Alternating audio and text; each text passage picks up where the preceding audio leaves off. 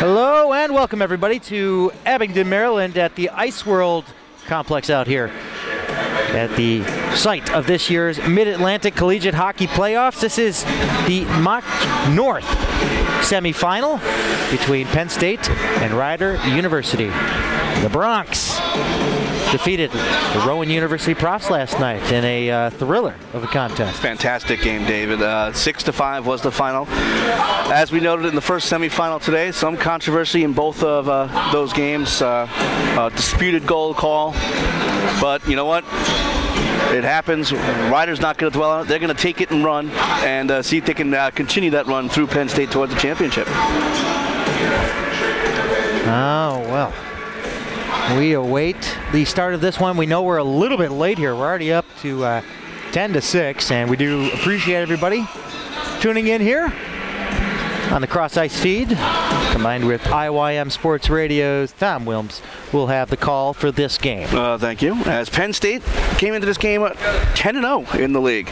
Ranked number 2 in the Southeast. They have already punched their ticket to St. Louis for the national championship, while Rider 6-4 on the season, at least in the league. Number 8 in the Southeast. They'll play Bowling Green in the regional next week in Pennsauken. Penn State coming away with a tough win against Temple yesterday by a score of 3-1, while it was, as David said, a 6-5 win for Rider on their way in here. Excuse me, got caught with a little bubble in my throat there. As I say, there's a season series between these two clubs. Story of two different games. Way back in September 29th at Penn State, a 12-1 dismantling by the Penn State Ice Lions over Rider. But then just a couple of weeks ago at the Luke's Ice Center in Lawrenceville, this time it was a 4-3 win for Penn State. Again, a win, but not nearly as convincing, and completely different state of affairs. Again, early in the season, maybe Rider just wasn't ready to play. You know, they needed to grow a little bit more as a team, and they certainly did, as they came away with a very close loss the next time out. And then on their way here, again, a big win yesterday against their biggest rival, Rowan, their in-state rival. So we'll see how this one shakes up. A couple of storylines to look at here. We mentioned during last night's broadcast that Penn State missing Brandon Russo, probably arguably their best defenseman. Oh, for sure. And another storyline here is the goaltending of Nate Kolodenko for the Rider Bronx. I would say he's one of the top 2 or 3 goaltenders in the MACH, if not the entire Southeast. He's a fantastic netminder. And it looks like we're going to listen along to PA announcer Dave Walls for the announcement of the starting lineup. We know you can't hear him, so we'll kind of dictate our way through. Start with the starting lineup of the Rider University Bronx. Their campus is in Lawrenceville, New Jersey, just outside of Trenton. And they play in a fantastic facility on the Lawrenceville Prep School called the Luke's Ice Center. First for the away team, the Rider University Broncos. At defense, number 12, Mike Junod. First defenseman is a senior from Holland, Pennsylvania, number 12, Mike Junod. Second defenseman is a freshman from Belmead, New Jersey, number 17, Connor Fox. On the left wing is a junior from Edison, New Jersey, number 8, Mike Rossi. On the right side, a sophomore from Hopewell, New Jersey, number 22, Chris Daly. And starting at center, a sophomore from Sewell, New Jersey, number 19, Mike Kennedy. And in goal, a sophomore from Wayne, New Jersey, number 30, Nate Kolodenko. Can't wait to see what he does up against Penn State. Oh, man. We'll get to our starting goaltenders on the other side. There's your starting lineup for Penn State. On defense, a sophomore from Shelton, Connecticut, number 3, Brandon Russo. The other defenseman, a senior from Newton Square, Pennsylvania, number 24, Mac Winchester. Oh, Russo is here. Didn't expect that. As on the left wing, it's a senior from State College, Pennsylvania, number 73, Mike Riccolo. The other winger, a sophomore from Fort Covington, New York, number 7, Chris Lewis. And the center, a senior from Center Valley, Pennsylvania, number 46, Joe Zinarelli. And in goal, senior from Prospect Park, Pennsylvania, number 37, Kevin Lothert. We'll take a real quick break for the national anthem.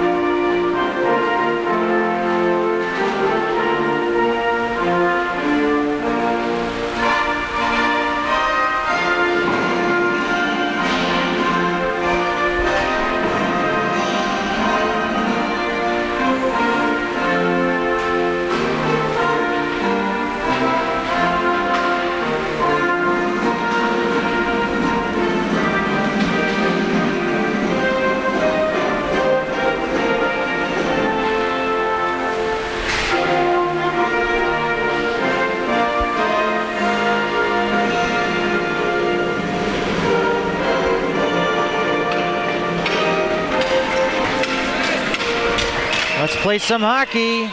We'd like to thank our servicemen and women around the world protecting us and our freedoms here at home. We thank you. Let's get our starting goaltenders out of the way, shall we? For the visitors, it is for Rider University Bronx, Nate Kolodenko. He holds a 13-9 record coming into this weekend with a .310 goals against average and a 91% save percentage. And on the other side, Kevin Lothert, 7-2 coming into this weekend, 277 goals against and a 91% save percentage. So the save percentages are even, and all I got to say is if Penn State takes the shot and they keep taking the shot and keep taking the shot, could spell trouble for Rider. I'm just going to say that right now. We'll see which Penn State club shows up, which Rider club shows up. Will it be 12-1? Will it be close? Or will it be somewhere in between? Let's find out as we are now underway from the Ice World in Abingdon, Maryland. My name is Tom Willms, borrowing Dave Stearns' spot as the play-by-play man for this game. As Rider controls in their own zone, just 10 seconds in, lifted up to center ice. And here comes Mike Rossi trying to move in. He'll be able to tap it into the corner. He'll chase down himself, throws it out in front, steered away by Lothert, and helped behind by Zittarelli. Wraparound try comes out in front as Kennedy had a pretty decent opportunity there. As so far, Rider buzzing as they dump right back into the zone. Lothert will leave it behind for Brandon Russo. He said that he was unavailable. We lied to you, as he is on the ice. And he tries to clear out once again. Goes off a leg and digs it out to center ice again. Here's Brian Schauer, will dump right back in.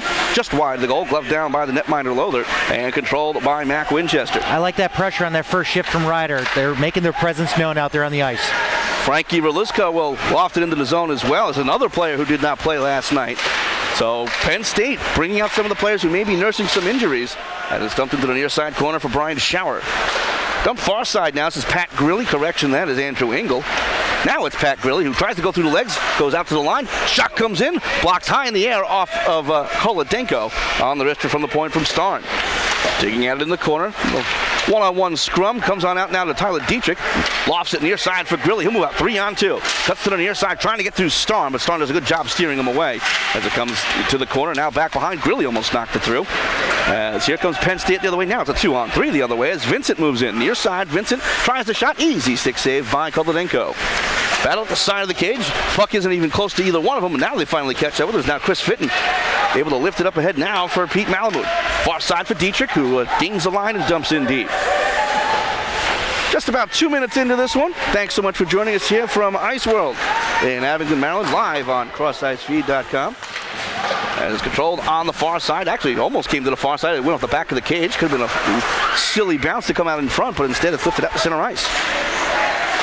Here is Peter Daly going back and forth with Russo. Russo, long pass across, looking to connect with Neil Lace. It goes back behind the cage for the icing call. 17:54 left to go in the first period. One of the players I think that Rider needs to pay attention to is, he's not really known well on the stat sheet, but that's defenseman Tyler Stearns. He's 6'1", the senior out of Pittsburgh, Pennsylvania. The defenseman, he has pretty much the size that can knock you around, and he's got a shot that has made it through quite a few times last night against Temple. And I like the way that kid plays. I really do.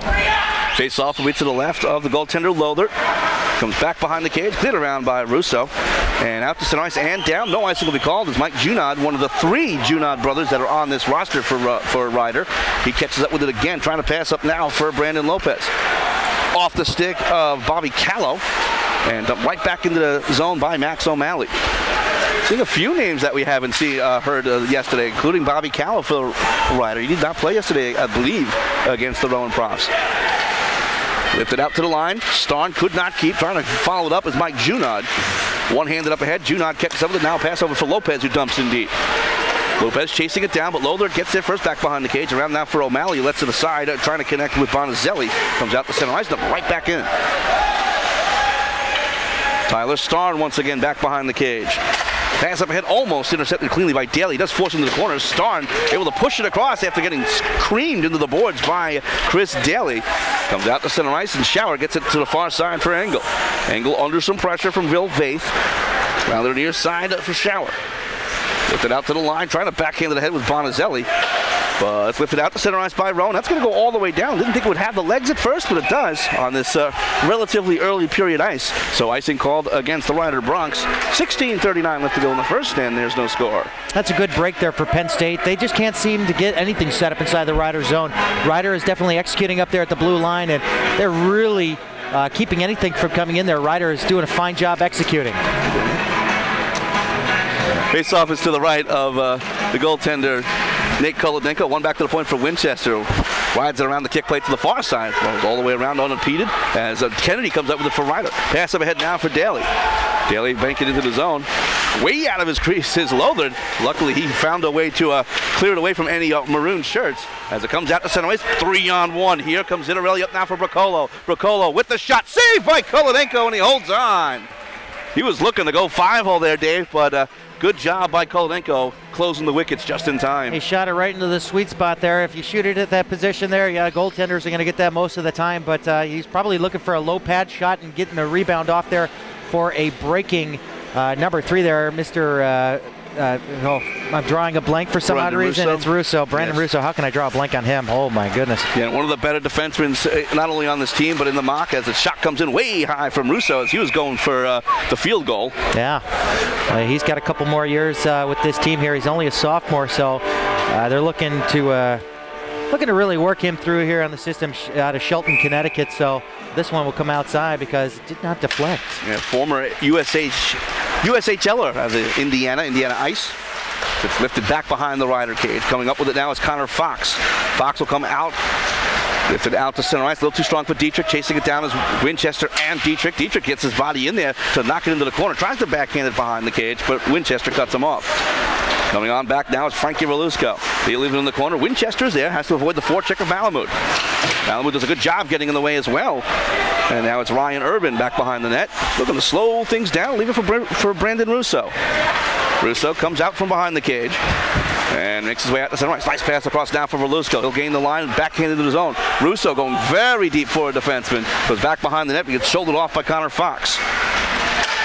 Relusco tries to tap it back to the point. Grilly knocked it away, and it's cleared off high off the glass of for Fox. All the way down, and icing is waved off. No, it's on. I didn't see either arm up in the air. They're just waiting for him to hit the hash marks with that the whole icing rule. And, the NCAA hybrid rule. Yeah. You know what? That's always a conversation when I talk to another broadcaster. What do you think of that change of the rules? It's the second year now. It's got its pluses and minuses, but you know what? I'd much prefer a touch-up icing because, it really does, it forces the team to make an effort to get to it. It may even gas the team that's going back for the icing too, which is it'll balance things out a little bit. Face-off is down and controlled by Ryder. Intercepted by Bracolo. He'll loft it back behind the cage, but this is Engel once again. Engel to the far side, looking to connect with Kennedy. Kennedy gets shouldered off by Zinarelli. Cleared to center ice, but it's controlled by the Penn State Ice Lions, as they like to be called. This is Bracolo. Spins his way up now for Zinarelli. Stops in the blue line. Takes a shot. It was going wide, but gloved down by the netminder Kolodenko, and play is stopped. Talking about that icing rule, I may disagree with you a little bit here. Really? I don't like the complete no touch that they use in the lower levels. I like the hybrid. It's a safe play, and I wouldn't be surprised if the NHL goes to it with all the talk about head contact going on. It could be a safer play. Again, how often does the injury happen on that touch icing? And you got to be really tentative when you go in there on the hit in case the icing is beat out. Here comes a Ryder the other way. It's almost a big opportunity for Penn State, but now it's going to be a 2-on-2. Lofted into the zone by Steve Junod. Back behind the goal. Little trouble with it there for Lothar. Hit around and all the way out to center ice and down. No icing will be called. Nice clear by Stearns there. He definitely read that play well and found that opening. 3 Junods on the Rider roster. Mike Junod's a senior. Steve's a freshman. And Frank is a senior. All out of Holland, Pennsylvania, and that great program of Council Rock South High School, the Pennsylvania State champions. Cleared all the way down by Penn State. Little trouble with it this time, Kolodenko. I don't know about trouble, but it was just decision-wise, he said, you know what, I'm giving up on this and I'm diving on top. He didn't want to make a mistake. Yeah, and one of these players that, we were talking about, Russo, just watching him play, he kind of reminds me of a player like UMBC's Nick Yost. Really likes to push into the play like a Brian Campbell, puck-moving defenseman, and he'll really get deep in there, but he's fast enough that he can recover and kind of give a break to the wingers out there that pretty much cover for him just for a short time. Far side, Dietrich with a little bit of a slash. It's cleared to the point. Shot comes in by Winchester, deflected away.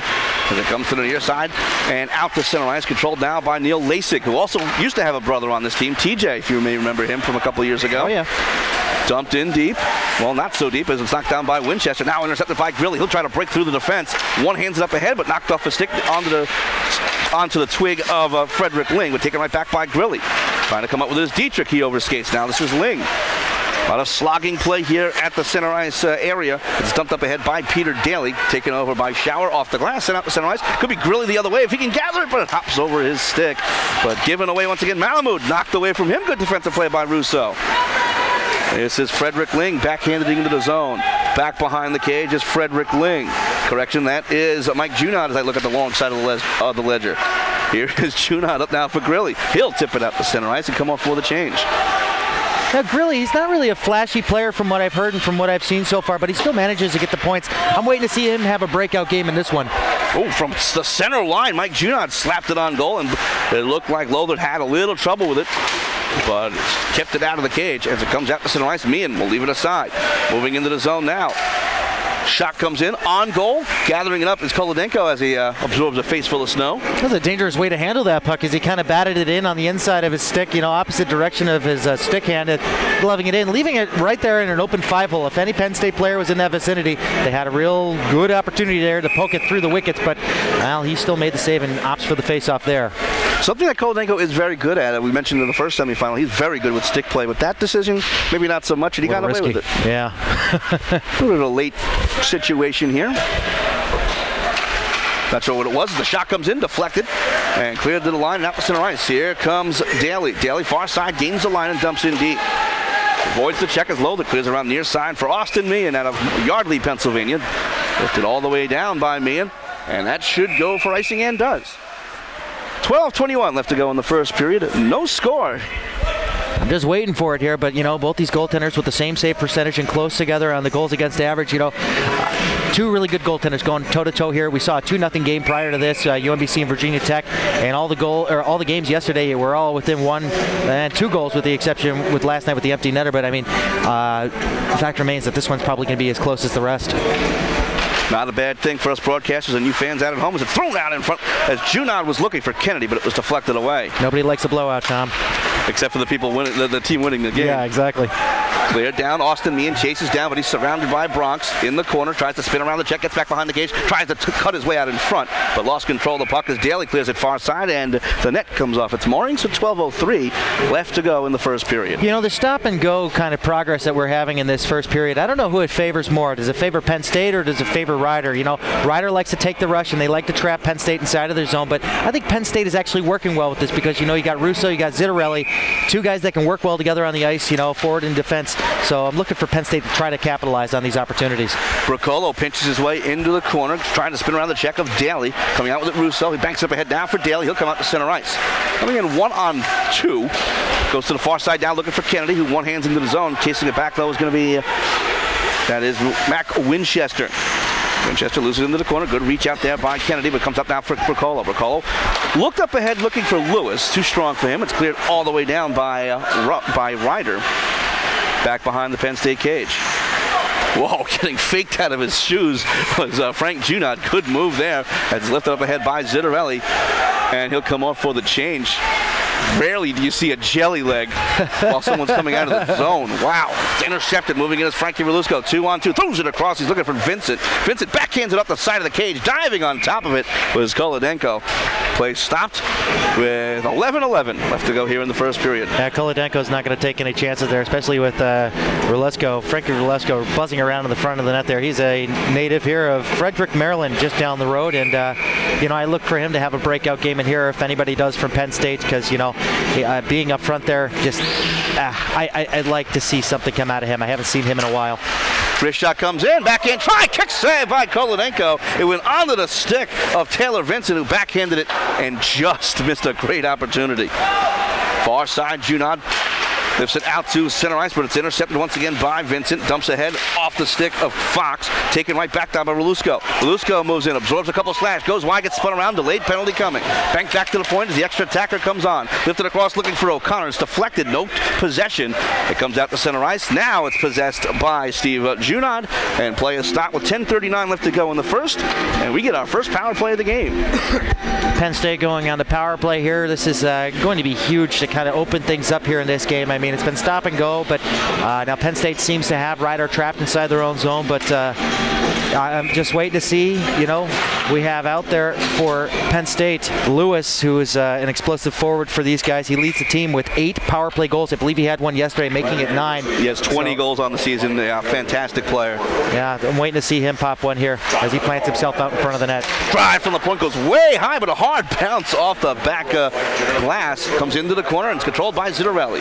Zittarelli looking to set things up, has Winchester, gets it to him at the near side point. Zittarelli, cross-ice pass across for Bracola, but defended away by Fox, and he'll clear. Silently calling for it was Bracola. Nobody saw him standing there until the last second when that pass came through. Great work by Ryder to identify that just at the last second there. Both teams successful on the power play yesterday. Moving in is Lewis. Lewis coming in 4-on-2. Lewis with a shot, just missed the near side post, and because of the angle, that'll come out to center ice. Yesterday, Penn State 2 for 6 on the power play against Temple, as it comes near side for Chris Lewis again. Lewis stops on the half boards. Lewis waits. Under pressure from Grilly, trying to spin around that check. Grilly did a nice job recognizing that he had some trouble with it, and he's able to clear and come off for the change. There's only 2 players with shorthanded goals on this team. It's Mike Rossi and Connor Fox. So not too good on the shorthand if you're going to try to, you know, rush it down on your opponent here for the Ryder Bronx. Field goal from center ice there by Chris Bergert, and play is stopped with 9:29 left to go in the first. 50 seconds remaining in the Penn State power play. Golf season's coming. Speaking of the power play, though, something Penn State will have to take a look at. Ryder yesterday, 4 for 6 on the man advantage against Rowan. So, and Penn State's a disciplined team, so I don't expect Ryder to get that many man advantages. But they can take advantage of it when they do, as Shower has it cleared around. Awful leg comes out in front, but Dietrich clears to the line and out. As unable to knife it down was O'Malley. O'Malley under pressure from Rossi. Rossi forces him to the corner. Good check there, but helping out is Tyler Starn.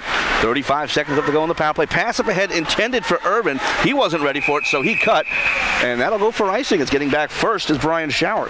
Good pressure from Ryder, and I like Rossi with that speed. You know, you got to watch out for him, especially, you know, that's why they use him on the penalty kill. Doing a great job doing some forechecking down there and pressuring Penn State to make a move there, and it results in an icing here with just under 30 seconds left on the man advantage for Penn State. Face off a read to the right of Kevin Lothert, the former Penn State Brandywine product. Comes in on goal and Lothert covers up. Lothert knows his big games. 2 out of the last 3 years, he was the goaltender for the DVCHC champion Penn State Brandywine Lions. I'll give him plenty of credit for defeating UMBC to lock in that auto bid just on Super Bowl Sunday.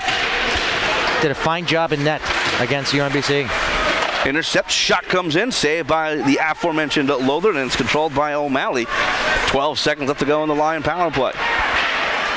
O'Malley comes near side, head up, gains the line, dumps in deep. 5 seconds remaining in the power play. Actually, he did not get it deep as it went off the linesman, who went down like he was shot. As Starn comes up with it and comes on back now for Urban. And the power play has expired, so O'Malley will dump in and come off for the change. This is Chris Bergert. Bergert out of Old Bridge, New Jersey. Makes his way to the center line. He'll dump in off of Winchester. Winchester will recover. Clear around to the near side for Russo. Russo with his head up comes to the near side down for Ling. Ling cuts across, moving in 2-on-3, trying to get something going. Takes a shot, blocked down, loose in front again. Shot comes in. Score! No! What happened? It went Penn State celebrates.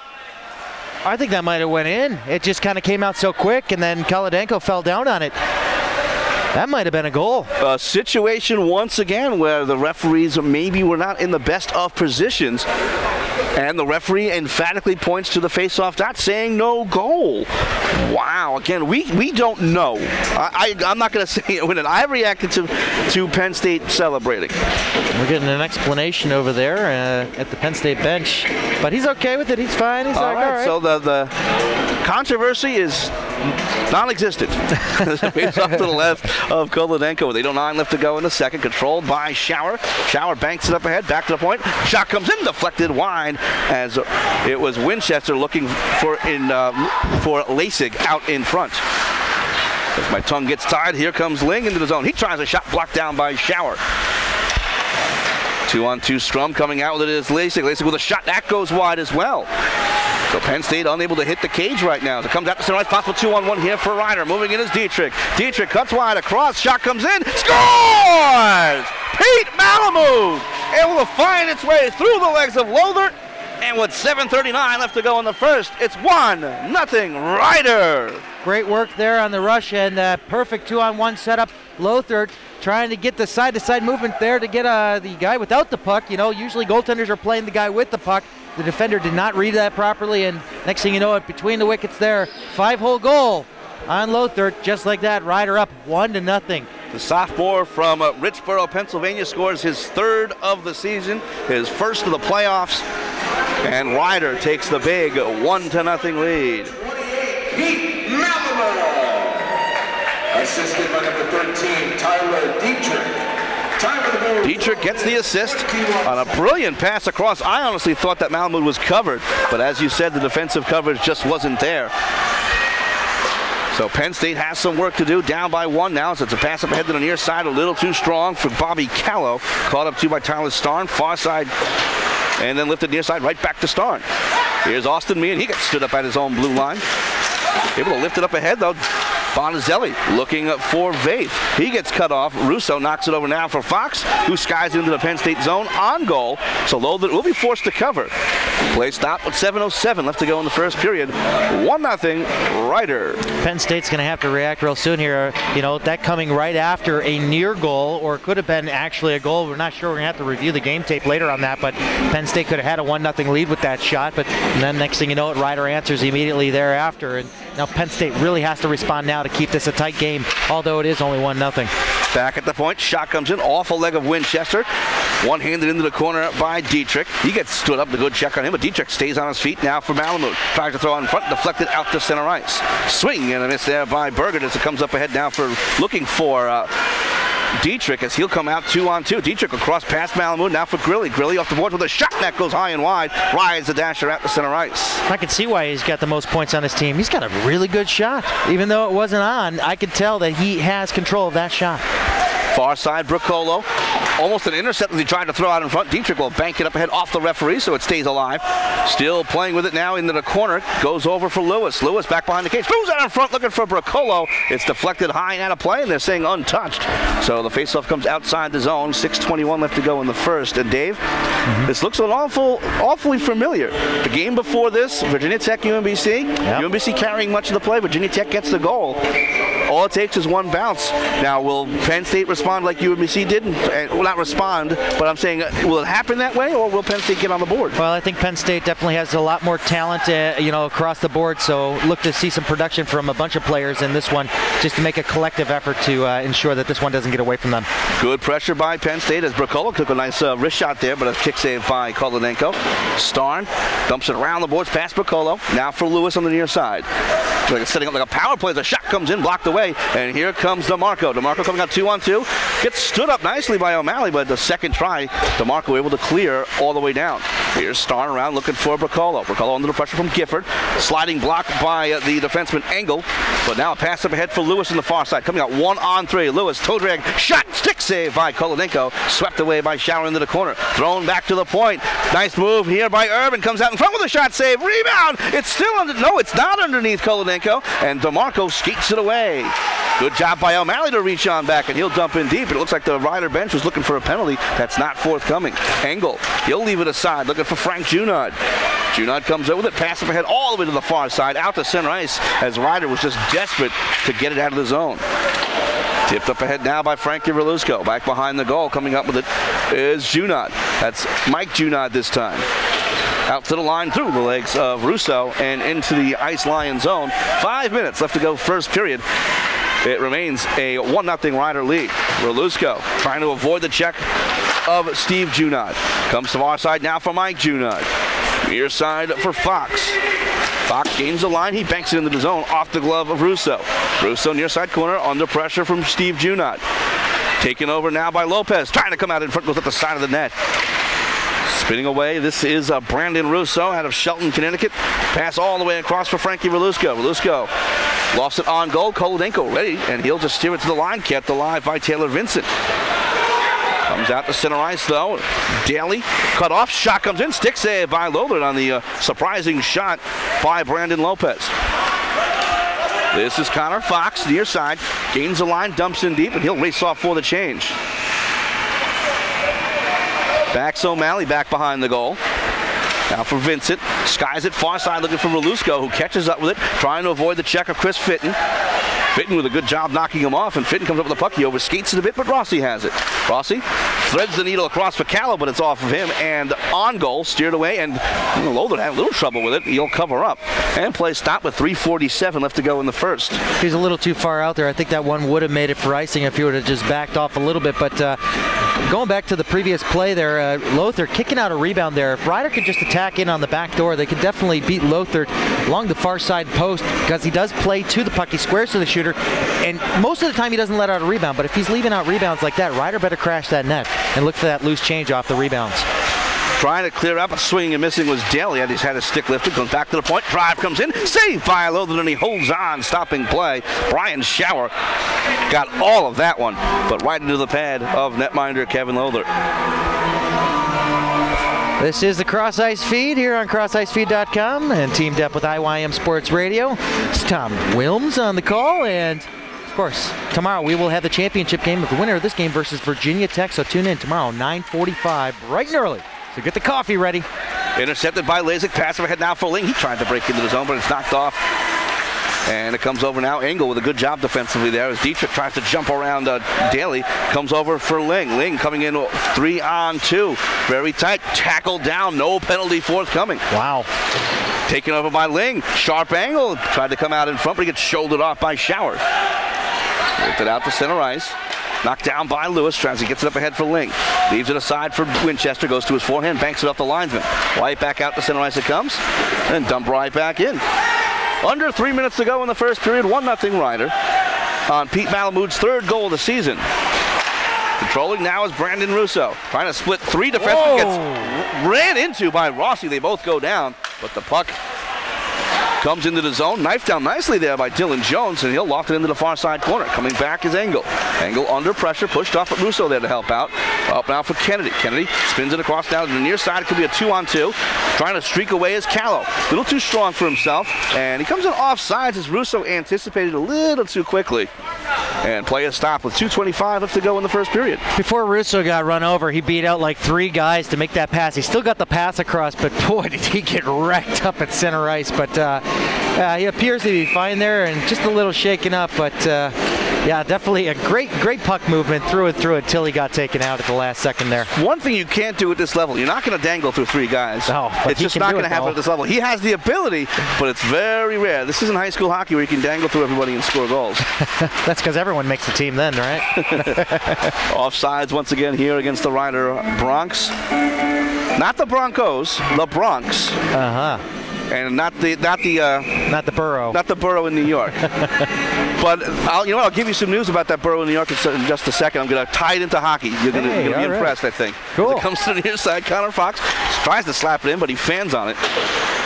Kept in by Gifford. Backhands up ahead. Intercepted by Stearns. Stearns going far side. Lifts it out to center ice where it's knocked down by Junod. Actually goes over his stick. Junod Forced back by Bonazelli, comes near side for Lopez.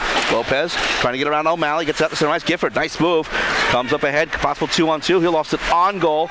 Saved by Lother, and he'll hold on and cover. Stopping play with 1:41 left to go in the first period. What you got on the Bronx? On the Borough of the Bronx.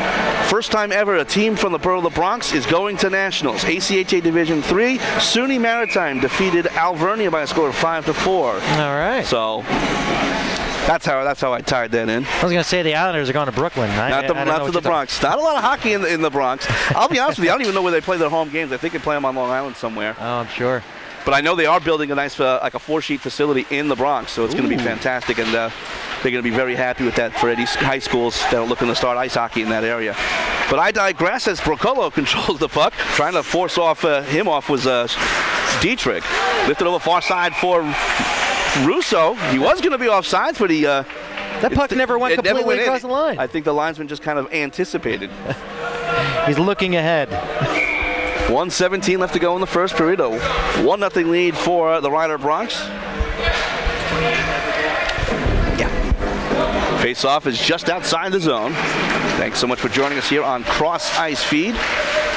And as Dave said, set your alarms. You know we will. 9:45 tomorrow for the championship game as it's thrown out in front. Goes off a leg. Now right back to Chris Lewis. He throws it out in front again, looking for Brocolo. Goes through the paint, but all the way through. 1 minute to play in the first period. Thank you, Dave Walls, as he announced 1 minute left to go. As it comes now for Lewis. Going back to the point. Russo throws it out in front, but a kick save by Kolodenko. Here comes Mike Junod out the center ice. Possible 3-on-2 if they hurry. Going far side for Dietrich. Dietrich trying to get around Winchester. Makes his way into the corner. Drop pass for Junod. Junod with a shot. Stick save by Lothert. He directs it out of play. And play is stopped with 36.92 seconds left to go in the first period. Very rare to get that 100th of a second on the clock. Yeah. But as we noted earlier in the tournament, that they probably use this rink for short track speed skating, little Apollo Ono action. Oh yeah. Good pressure here by Ryder. They're going to be happy going into the dressing room. Right off the face-off, Florida being forced to make a save as Vincent lifts it out the center ice, but right back in by Bergert on offsides. But now you're hearing a whistle from the other side. Yeah, that's exactly it. The other rink, they must have another game going on over there. So I've been duped. I've been juked by the other side. There's 15 seconds remain. This is Starn. Far side now for O'Malley. Penn State looking to play out the string. 10 seconds left. Near side, but now maybe a flash rush pass up ahead now for Walusko coming in one-on-one. Walusko with a shot, bounces wide. Rebound off the side of the cage. Thrown out in front again and steered away. The buzzer goes. And don't listen to me. Don't listen to me saying they're going to play out the string. They got some real nice opportunities as the buzzer does go. Penn State putting on a lot of pressure there at the end, but Ryder walking out with a 1-0 lead here after one. But, you know, I got to say this right now. Kolodenko, 5'6". He's shorter than most goaltenders I know. I mean, at 5'6", I know goaltenders that are like maybe 15 years old at that size. And I'll be honest with you, 5'6" may be generous. Oh, man. I don't think it might be 5'6" on skates. He is short of stature, but he's incredibly quick. He's very good on his angles. He does have the tendency to go down maybe a little too early. And at that size, that means leaves a whole lot of open net up top. But he's good on the glove and he's good on the blocker. But the thing is, you know, his side-to-side movement is solid, and he likes to get down in the butterfly and push off to get over to the opposite side when the shot comes through. And Penn State shots have been low, except for a few, just a very few. But he's been covering the bottom half of the net very well. Penn State, they need to take more high shots because that'll get them rattled. Using that the height on Kolodenko to their advantage. Shoot a little bit high, and if pucks come down to drop right in front of the net, Penn State can look to bury it because he'll still be frazzled that the shot came up so high that he'll maybe forget the drop or just drop randomly there, and he won't have the right position on the puck. So play off those rebounds, taking the shots high. And Kolodenko, that name, it sounds very, very Eastern European or Russian. I'm trying to think of a Russian goaltender that reminds me of. The name itself? The name itself. I honestly cannot help you with that USSR, 1980s, no names come to mind? In 1980 at Michigan and Tretiak, those are the two goaltenders. Tretiak, yeah. Tretiak, arguably the best goaltender ever. True. And I don't think there is an argument. No, to be honest with you, except for 1980, the silly call of pulling him out of the game after the first period. You think Eruzione scores that winning goal against Tretiak? You know, he's selling his jersey. That is a big-time shame. Yeah. It is, but I guess he's money. I don't know if it's money problems. I mean, he's a motivational speaker, and he does pretty well with that. Yeah. But maybe he just wants to spread the wealth. I don't know. He thinks that somebody else can appreciate it more, and you know, he said he's got the gold medal, and that's all that he needs. You know, it's just the jersey, just something he wore that day. But winning the gold was all he wanted, and he's going to hold on to that. And that's one guy, Mike Eruzione. We really digressed from this, from talking about this game, but that's what we do. Mike Eruzione, man, that's 1980. He was a super stud, and not one NHL team even touched him. No, after that was it. That was it. He wasn't even thought about being drafted. I mean, yet Jim Craig ended up playing for the Atlanta Flames, and I think he played a little bit for the Boston Bruins before finally retiring. I believe you're correct. And a bunch of those players ended up going to the NHL. Mark Johnson, Neil Broughton. They're straight out of college. Oh yeah, Jack O'Callahan. All of them ended up playing for the New Jersey Devils. I think that team ended up being a Devils farm team. Oh yeah. It was and Mark Pavlich going to the Rangers. Dave Silk to the Rangers. I'm trying to think of a couple others. Oh, there's a name. Showing my age. Well, Broughton obviously to the Minnesota, Dallas, and then eventually to the New Jersey. Ramsey too? Mike Ramsey. He was a Island. Sabre. Yes, he was a Sabre. Yep. Kenny Morrow. What a year for Kenny Morrow. You win the miracle of miracles of winning the gold medal. Goes to Long Island and wins himself 4 straight Stanley Cups. So that's a pretty good start to a career, don't you say? Oh man. Talk about having it all. Yeah. Well, Ryder, in that first period, I will give them tons of credit there. You know, I was talking with Coach Morrow last night as we were passing through on our way out after that Temple game. He was not pleased with the way his team played last night. And I don't think he can be pleased at all with the way his team's playing now. I mean, is Kolodenko rising to the occasion? Yes, he is. But is it worthy of his team, you know, Penn State being completely off the board? No. I don't think Penn State has taken as many opportunities as they possibly can. You know, they're not having enough opportunities, and they're not giving themselves enough opportunities to set up inside the Ryder zone. And when they do, you know, it's usually that first line with Bricolo and I'm blanking here on Zittarelli, you know, they're in Lewis, and they're hooking up well. The problem is, though, their shots are going above the cage. I think they are trying to shoot up high on Kolodenko because of his height. They're trying to use that to their advantage, but just the communication needs to be a little bit better on the ice for Penn State, because there's been a lot of times where they've lost those neutral zone battles that are pivotal to get inside the Ryder zone to set things up. But Ryder seems to be winning those neutral zone battles, and they are setting up shop in the Penn State zone, and they are challenging Lothar more than Kolodenko's being challenged in this one so far. Yeah, a lot of pucks have been missing the net, going high and going wide. I don't know how many times I said shot on goal goes wide. Yeah. Because I think Penn State's going to have to just take care of. Kolodenko does a very good job as far as rebound control, but not every goaltender can control every rebound. You got to get shots on, crash the net, look for an ugly goal. That's something that UMBC, unfortunately for them, they failed at in the last game. They were taking shots from the outside, but really weren't crashing the net. Something that Penn State can hope, you know, for their sake, can learn from. Ryder, I wouldn't say they played a perfect period, but darn near close. But I'm sure they have things to talk about as well to try to improve their game, and maybe they have a plan to make some changes and confuse Penn State. Both of these coaches are first-year coaches here in the MACH. Sean Levin, first-year coach for Ryder after Ted Gary, a long-time coach for the Ryder Bronx. Yep. And Penn State, they've had kind of a carousel of coaches over the last 3 or 4 years. Yeah, it was Ryan Bankin 2 years ago, from my knowledge, and I'm not sure if this is Morrow's first or second year. You know what, you're right. It may be his second. I believe it is his second, yeah, because Ryan Bankin left the spot and became an assistant for UMBC. Now he's coaching Millersville. But, yeah, Matt Morrow, he seems very calm. He seems very collected, and you know he's not one of those fly off the handle type of coaches. He's very methodical, and he's got the team. He does have the team. That's why they have the auto bid. And you know, what better icing on the cake than to take a mock championship? But at this point, right now, after a close game last night with Temple, who aren't even in the regional picture, though they've had a trying season.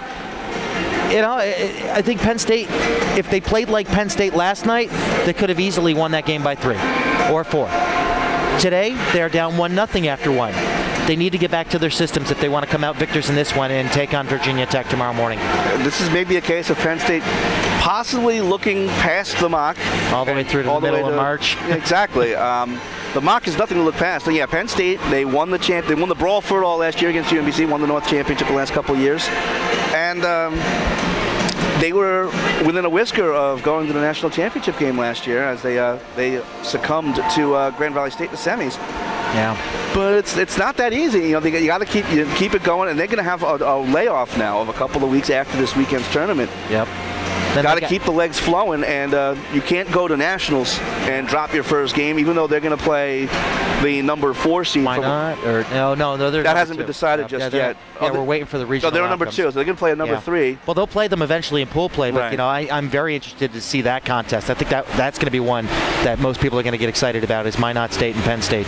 So, but yeah, they're very mysterious there, and after the regional shakeout, I think Penn State really, between now and nationals, Penn State really needs to think about an exhibition game because you don't want that much time off. Yeah. Next week with the regionals, and then 2 weeks after that we'll have the nationals. Penn State, it would be nice if they win today and then they play tomorrow. It keeps them going, and then maybe schedule a game in between now and then. Otherwise, they're going to get iced. You know what would be interesting is I don't know the relationship between the current D2 team and the NCAA Division I team. Maybe play a scrimmage against those guys. Well, you don't want to risk getting your guys hurt. No, though. I'm not. I'm not saying full check. Try to kill the other guy, but just play some hockey. Play competitive. Yeah. A team that is obviously going to be much faster, much bigger, much stronger. Be like Mighty Ducks 3, yeah.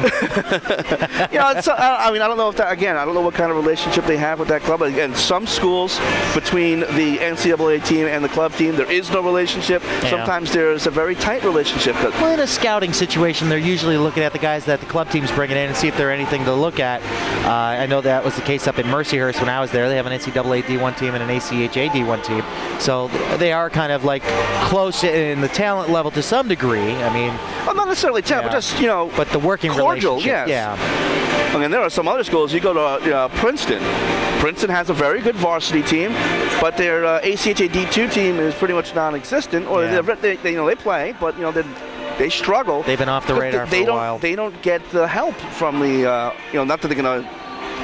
They don't acknowledge each other. That's what I'm trying to say. It's a tough situation. But, talking about Penn State as we get back to that, you're right. Maybe they should try to find an exhibition game against a team that maybe I don't know if their season would be over, or a junior team that maybe want to tune up in the middle. I don't know how that how easy that would be. They can go up to Mercyhurst. It's up in Erie, Pennsylvania, just a couple hours away. Hop on the bus and go on up there to the Mercyhurst Ice Center. But I am reminded of one situation where an NCAA player opted to drop down the club because it was kind of a rocky relationship with him and the coaching staff. But a player by the name of Matt Warren, boy, did he light it up down there in the D1 level. And he was toe-to-toe with one guy that had left the NCAA program at Mercyhurst and went to a club program, which happened to be Penn State. The name, I believe it was Gehring. Tim Gehring was the guy's name. And he and Warren were toggling for pretty much most points in the league.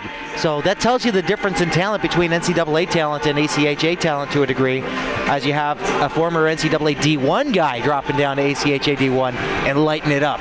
So, I mean, and Warren was like a third liner, fourth liner up for Mercyhurst, and but still, you do want to look for some relationships like that, within some organizations that do have, schools that have two organizations, NCAA and ACHA, but or even in the case that, like Liberty, they have multiple tiers, have the D1 team play against the D2 team if you have to, or, just to get your legs under you. Exactly. That time off, it may make a difference. But boy, we're already almost through this intermission. We talked our way through the intermission. Hopefully everyone enjoys us going off on tangents. Oh yeah, no, it's good. Become the ACHA talk show here.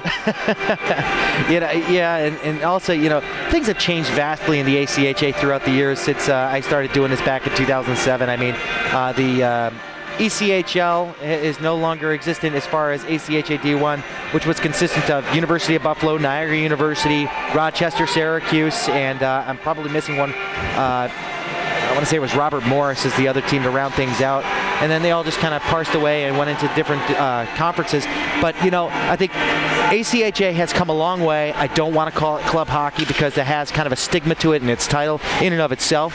People call it a glorified beer league in some cases, but you know what? it's making waves now. It's making for a better reputation, especially when it comes down to an organization like Penn State. You saw them go from ACHA D1 now having an NCAA D1 program.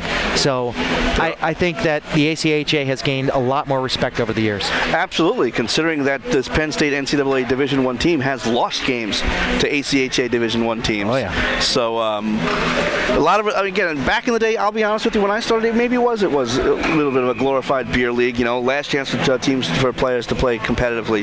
But now ACHA Division I and II players are being recruited. They're being recruited a little bit, and by, I wouldn't say maybe ECHL teams. I could think of a couple of players that made it to the FHL, the ECHL, a couple to the AHL now, and they also get offers to play overseas at their minor league levels. Yeah, Germany's got a great league over there. They've been around since 1926.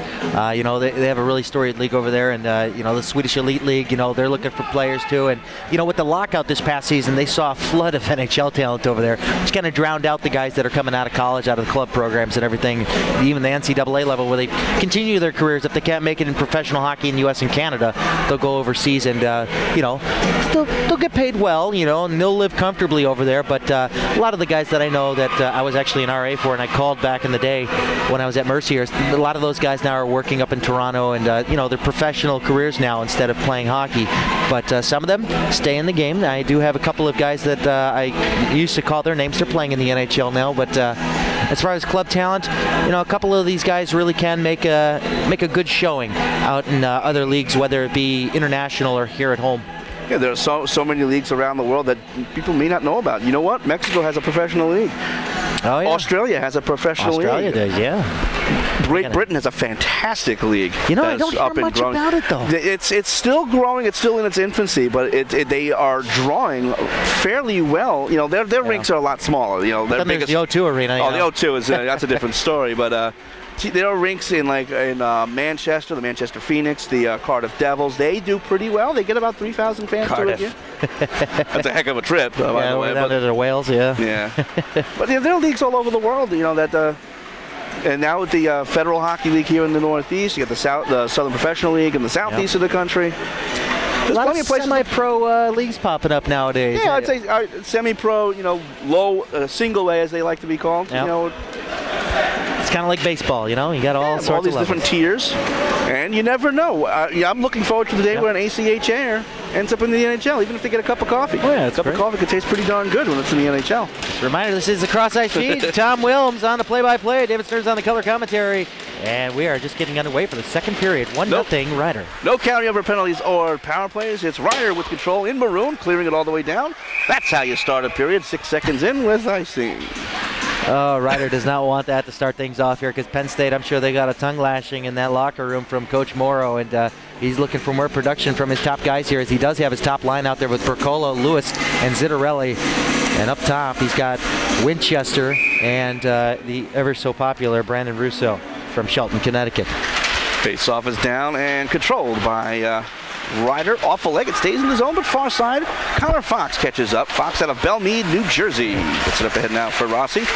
Intercepted there by Russo. Russo tries to make his way in and hits the stanchion and goes out of play. We saw a player earlier hit the other stanchion, which is now the Ryder bench. On the UMBC game, oh, man, that looked like it hurt. That's got to be the worst possible. I mean, I did not play ice hockey. I'll admit that, everybody. I was a king with a Milek, but you know, as far as ice hockey, not so much. Yeah. I can imagine getting decked into the stanchion. Oh, yeah. There. And then, of course, we're all reminded of Char and Patcher already. Oh, boy. That becomes dangerous when you got, you know, a guy of that size taking out a little guy up into the stanchion, especially with an elbow. Oof. Cleared to center ice and controlled by O'Malley to far side for Starn. Not Stearns, who's sitting next to me. Hello. Lifted right in front, but Shower knifed out of the air. Nicely, shot comes in. That goes just high there. Vincent does a good job picking it out of the air and getting a shot off. Grilly with it, backhands into the zone. Back behind now, this is Kevin Lothar. Lothar gives it to the far side, looking to connect with Vincent. Kept in at the point by Engel. He'll loft into the corner. Starn will try again under pressure from Malamud, the goal scorer. Here's O'Malley. Up now for Walusko. Tips it forward for Bernsteel. Correction, that is Urban. Urban cuts wide, takes the shot. Stick save, rebound loose up top. Turnaround try. And it goes through the crease. Kolomenko did not look like he was set for that one. Cleared around to the far side, pinching in Winchester. Grilly cuts him off, goes into the corner now for Urban. Urban gets pushed off by Malamud still battling. Good job by Urban. Comes up top for Lusko. One-time try, goes wide. Comes to the near side corner.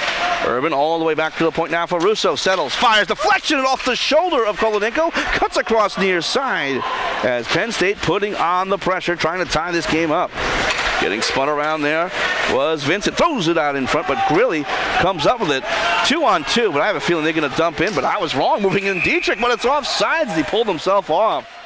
And that might be a blessing in disguise. His rider looked like they were gassed, and they need to make a change. I like that second line from Penn State, applying a lot of pressure there with Relusko, and man, did they have a few opportunities there, and some people are debating that was not an offside, but I think it was. I think it was. So Ryder's going to look to react to that powerful shift from the second line from Penn State. Winchester around to the near side for Neil Lasik out of Lansdale, Pennsylvania, former Hatfield Ice Dog. Dumped in though by Rossi. Loader leaves it aside down for Winchester. Tries the far side and helped along by Ling. Kept in the zone, still digging at it just inside the blue line. Kennedy does a good job cutting off his man, and he'll dump it in back behind the cage. Here's Russo. He'll try the far side once again. Good forecheck here by Ryder as Kennedy forces him back behind the cage. Russo back behind the net. He'll have a smoke and then try to come out with it. And he'll come out the center ice, intercepted by Rossi, end up right back in. Great response by Ryder after that first flurry by Penn State. Near side, this is Russo. Russo gets spun around by Daly. Lifted up ahead by Lasik. Across to the far side. Corralled by Link. Coming in 3-on-3. Top of the circle with a shot. Stick save by Kolodenko. As usual, he directs it out of play. That play is stopped with 17-16 left to go. He said he's a specialist in that. Yeah, for sure. You know, just redirecting it out of play, getting a stoppage there, you know, not having to juggle a rebound or, you know, having to try to find it into the glove, you know. What better way than to get a stoppage and slow the pace down of this game by steering it out of play? Face-off is down. One back to the point. Starn, far side, looking for Meehan, but back behind the cage. This is Vaith into the corner. Thrown out in front. Comes up top. Dell with it. Backhands ahead. It's deflected to the near side half boards. Vaith bodies off his man. Goes back behind the cage, though, for Gifford. Far side. And kept in by Starn, but only temporarily. Starn gets it right back in front of his bench. Banks it off the Verizon Wireless side. And comes to the near side. Long pass up ahead. It looked like it was just a desperate clear. It worked out as here comes DeMarco. DeMarco dumps it into the corner, back behind for Junod. He gets knocked off by O'Malley. Vaith is there as well. Intercept, comes out in front. Shot comes in off the elbow of the netminder Lothar. Loose up top, cleared to the line. Junod has it. Junod with a drive, deflected wide. Another Junod with it. This time it's Frank. Frank goes down. He's looking for a penalty. That's not coming as here comes O'Malley. Up now for Meehan. Meehan absorbs the check of Gifford. Still has control. Turns and he'll fire to center ice. Ryder offside, so a free clear, and here comes Meehan. Pass across for Dell. Dell moves into the zone. Cuts wide. Sharp angle. Throws it through the crease and wide. Bracolo fresh off the bench. He'll try to dump it into the corner. Glove down nicely by Fox. And it's cleared and knifed out of the air by Russo. Russo for Winchester. Russo gets it back. Near side with some speed. Gains his own around Gifford. Throws it out in front. Deflection off the post, it looked like. Turnaround tries. Steered away and out of play once again. And Zittarelli got a good turnaround shot on. But Kolodenko just knocks it off the back wall. I think that shot may have gone off the former New Jersey Titan.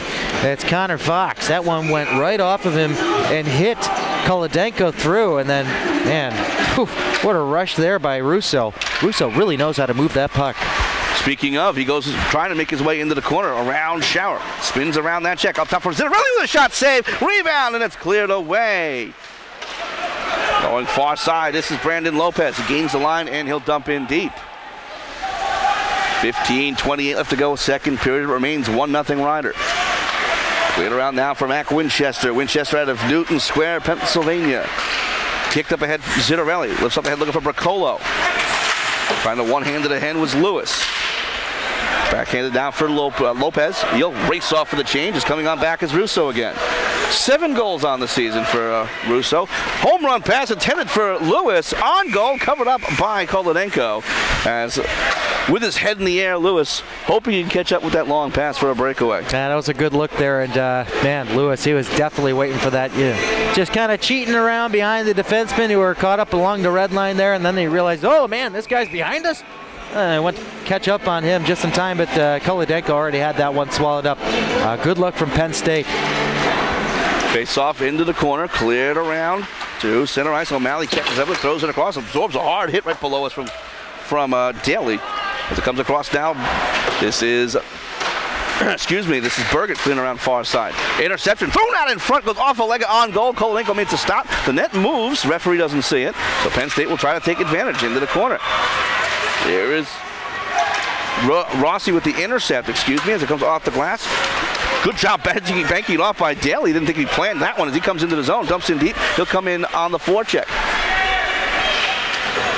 Here is Penn State the other way, though. Banks up ahead now for Vincent. Coming in 2-on-2, now 3-on-3. Cuts across, takes a shot, off the arm, off the post. Dump back behind now for Will Vaith. Knocked off a stick to the line. O'Malley keeps it alive. Banks up now through Vaith. Intercepted by Burgett and cleared out to center ice, and we were that close. What an opportunity. To a tie. What an opportunity there for Penn State, but I hate to say this. It looks like the net's a little bit off. It looks like there's like 6 inches on one side and only like 2 inches on the other.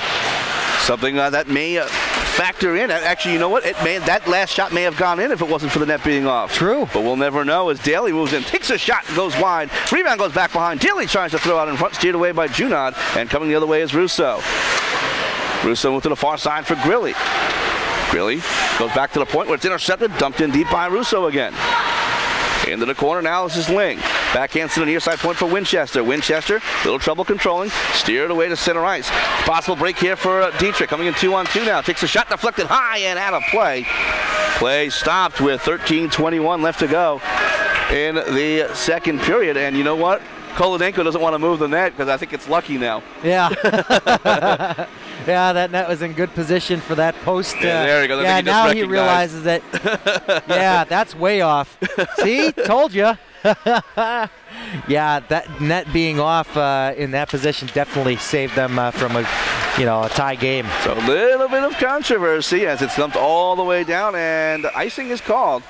Well, that was a tight race. Yeah, almost winning it back was Bonazelli.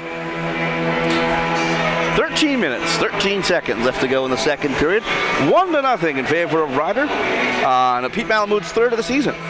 Penn State looking to tie this one up still as they had a good flurry of activity down by Kolodenko, but Kolodenko better kiss that post, and also thank goodness that net was off position a little bit there. Cleared all the way down, not going to make it for icing though. His Shower comes up with it, he overskates it a bit. Coming now is Bonazelli, pins it to the boards, looking for some help. Coming in to help out though was a Ryder player. Dumped right back in though by Jones. Malamud will try the far side this time. He'll connect with Grilly. Got a piece of it. It's going to be kept in the zone by Vaith. Vaith throws it out in front through Bonazelli and into the corner. Getting there first is Malamud. Malamud on the near side. Gains the line, shouldered off there. Shower comes out to center ice now looking for Dietrich, who battles with Winchester. Here's Shower once again. Shower up ahead, gloved down by Grilly. If he can gather, it could be a 2-on-2 over the stick of Malamud though. And it's controlled by the Lions. Passed up ahead by Jones, intercepted. Here comes Shower into the zone. He fires, deflection, saved by Loader. Rebound still loose, and then skated away by Vade. And deflected and duck and cover. It comes out of play. Fantastic deflection out in front. Yeah, wow. Definitely a good look there. Lothar, oh man, great positioning on that one. And Ryder almost made this one 2-0, but 12:17 remains here in the second period. Ryder holding on to a 1-0 lead. Penn State, boy, they're being contained quite well here. Oh, out in front, shot comes in by Juna, but he goes high with it. Not even close to being deflected. He slams his stick to the ice in frustration. Oh, Frankie, what were you thinking? You had the entire upper side of the net there wide open, and you teed that one off with a sandwich. He was looking to the upper net, but the wrong netting. Yeah. He hit the protective netting on the far side. It's some twine. Comes to the near side. Now this is Lewis coming up 2-on-2 for the Lions. Lewis cuts across. Lewis trying to throw out in front. Connects with Bricolo. Back to the point. O'Malley with a drive. Blocked down by Gifford, and he felt it. Here's Bricolo. Intercepted by Junod. Junod will clear all the way down. That's Mike Junod who clears. And icing called a little early. But It's 11:51 left to go in the second. What's a couple of yards between friends? That number 1 line out there for Penn State, buzzing around with some activity. Riccolo working with it there, and now they got Stearns and O'Malley combination up top. Stearns got a good shot, and so does O'Malley. And O'Malley was really smart with the puck on defense when he's working it up top. Zitterelli off the faceoff, tried to cut his way out in front, but it's intercepted, and Junod passes up ahead looking for the other Junod, Frank. But it's intercepted right back, and here comes Lewis into the zone. Lewis with a shot blocked away by Junod, rattles off the backboards, covered up by Kolodenko, and play stopped with 11:36 left to go in the second. Now I think Ryder's going to take advantage of that whistle and stoppage by Kolodenko there on that save to get out a line that properly matches up here with this number 1 Penn State line. And a line with some legs, as they were getting a little bit gassed out there. Oh yeah, that's why they iced it. Face-off is down, intercepted nicely there. Good play by Kennedy to dump it back. Off the glass, kept alive though off of Lewis. He battles with Kennedy. Rossi lurking as well. Goes into the corner, back behind now for Shower. Up ahead, Lewis tried to grab it, goes back to the point for O'Malley. O'Malley settles, fires, blocker saved by Kolodenko, and he holds on. Stopping play with 11:20 left to go in the second. We had a real good angle of that shot. Oh yeah. And a good job by Kolodenko looking through the traffic to make the stop. Well, it was a clear lane there by the time the shot went through, and actually made it within about 5-10 feet out from Kolodenko. Saw that went through, made the easy save, and we'll have another face-off off to his left. Face-off is down and controlled by Shower. Tries to loft it ahead, lost control, gets it right back, luckily for him. As lurking there was Ryan Urban. Urban with a check back behind the cage, cleared around by Engel though. I think Ryder wanted a penalty on that one. Back to the point, taking the shot, Russo. Cuts deep, tries to cut his way out in front, but steered away by Kennedy. Thrown out in front again, but it's covered up by Kolodenko. And finally getting some pushing and shoving as Rossi battled a bit with Russo. Everyone's raising their sticks up in the air. They're getting the fists up in the face there as Russo made his presence known in front of the net, crashing towards it and looking for the loose change off of Kolodenko. But Kolodenko doing some fine work there, covering it up every chance he can. Some nice snarl developing in this game. We've been waiting for that after we're about 30 minutes in. Cleared out to center ice by Ryder. Not going to make it for icing as Winchester gets back. Winchester. Giveaway now to Dietrich, though. Dumped back behind the cage. Malamud in the corner. The goal scorer in this one. He gets shouldered off there by Urban. Cleared to the line and out to center ice. Race for the puck. Getting back first, though, will be Fox as he banks it off the boards. Taken now by Mike Junod. Long pass across for Malamud. Coming in 2-on-2. Malamud cuts wide. Malamud tries a shot. He fanned on it. Still digging at it, though. Trying to one-hand-to-hand was Winchester. Winchester will move out. Possible 3-on-1. Now it's a 3-on-2. Here comes Urban. Urban drops it off for Winchester. Passes behind him. Fans on a backhand try. And it's cleared to the line. Kept alive, though, by Vincent. Dumps into the corner. Here's Verluska. Thrown out in front. Deflected wide by Vincent. Here is Urban. Back behind, tries to bank it on the back of the cage. Malamud gets there first. Knocked down nicely by Russo. He tries a shot, blocked down in front. Here comes Dietrich, coming out 3-on-3 for Ryder. Pass across nicely for Grilly. Right back in front, trying to cut through is Dietrich. He gets hooked off. Thrown out in front again, but Malamud could not control as it's knocked off by Vincent. Surprised there was no penalty on that. Digging at it at the side of the cage. Could not get it out in front. Both Grilly and Dietrich were digging at it. Dumped in deep there by Mike Junod. Come off for the change, and here's Mac Winchester. Winchester near side, through Burgert, all the way down. Icing is waved off as it's now intercepted and thrown out in front. Too strong for Bracolo, receives it off the half boards. Bracolo into the corner. Now for O'Malley. O'Malley with it. Controlled into the corner now, Zitterelli. Back to the point, starting to look like a power play. Here comes O'Malley with a drive, deflection, score! Bracolo with the brilliant deflection out in front. His second of the tournament. His 10th of the season. All I gotta say is all the credit in that whole setup goes to Lewis. Lewis not stopping his feet from getting down there to win the race on that icing. I mean, it was very close. That race was very close, and if Lewis did not win out that battle to get down there to get that puck in time, that would not have happened. So Penn State is on the board. Bracolo, the former Green Mountain Glade, with the goal. O'Malley gets the assist.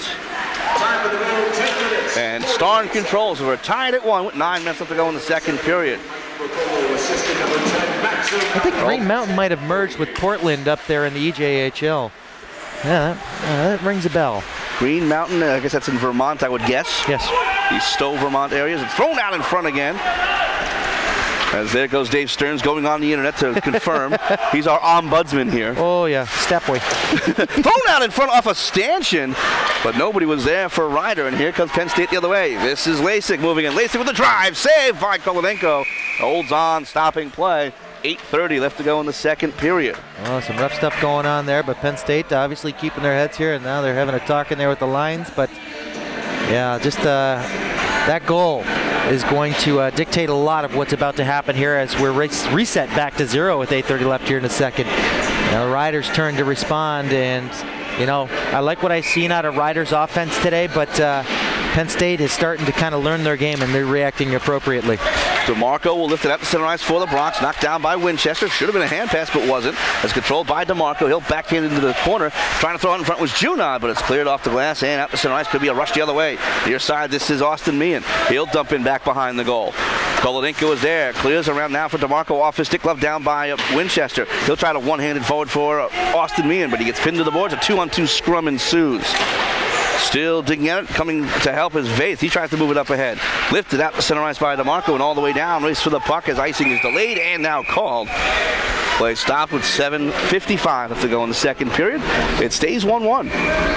Yeah, what happens here in the last 8 minutes is really going to be crucial here. And you know, if these two teams go into the locker room tied up at 1, all the credit in the world for Penn State reacting appropriately after that first period. But you know, is 1-1 the result they want? No, they obviously want to be up 2-1 here, as now they're peppering Ryder with all they got, really. Mike Junod tries to backhand the head, goes off the leg, trying to cut out in front of his Vaith. He gets cut off there, and here comes DeMarco. Knifed off his stick. Good play by Rulusco, gives him a forearm shiver. Pass him ahead for Frank Junod, who one-hands into the zone.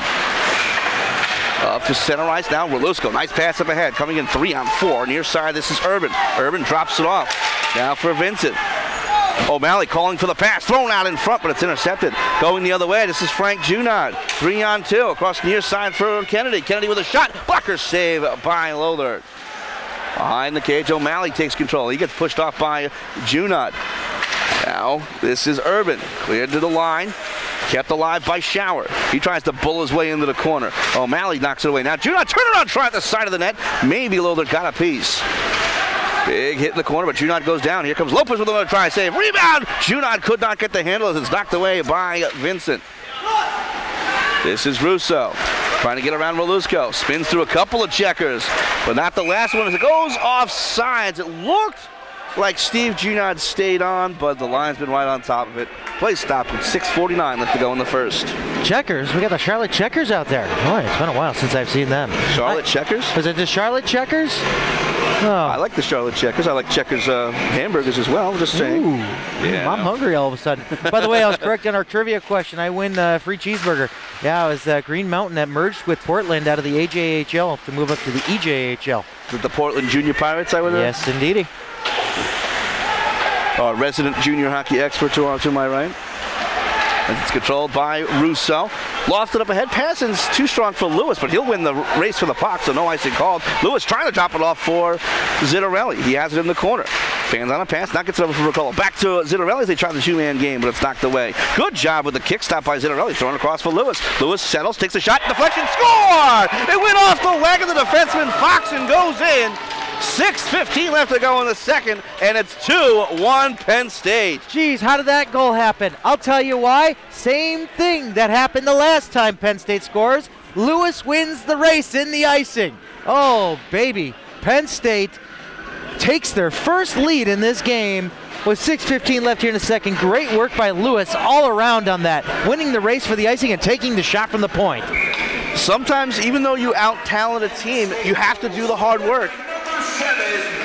Chris Lewis gets credit for the goal, his second of the tournament, his 21st of the season. Leading scorer for this team, the former Boston Bulldog, gives the Penn State Ice Lions.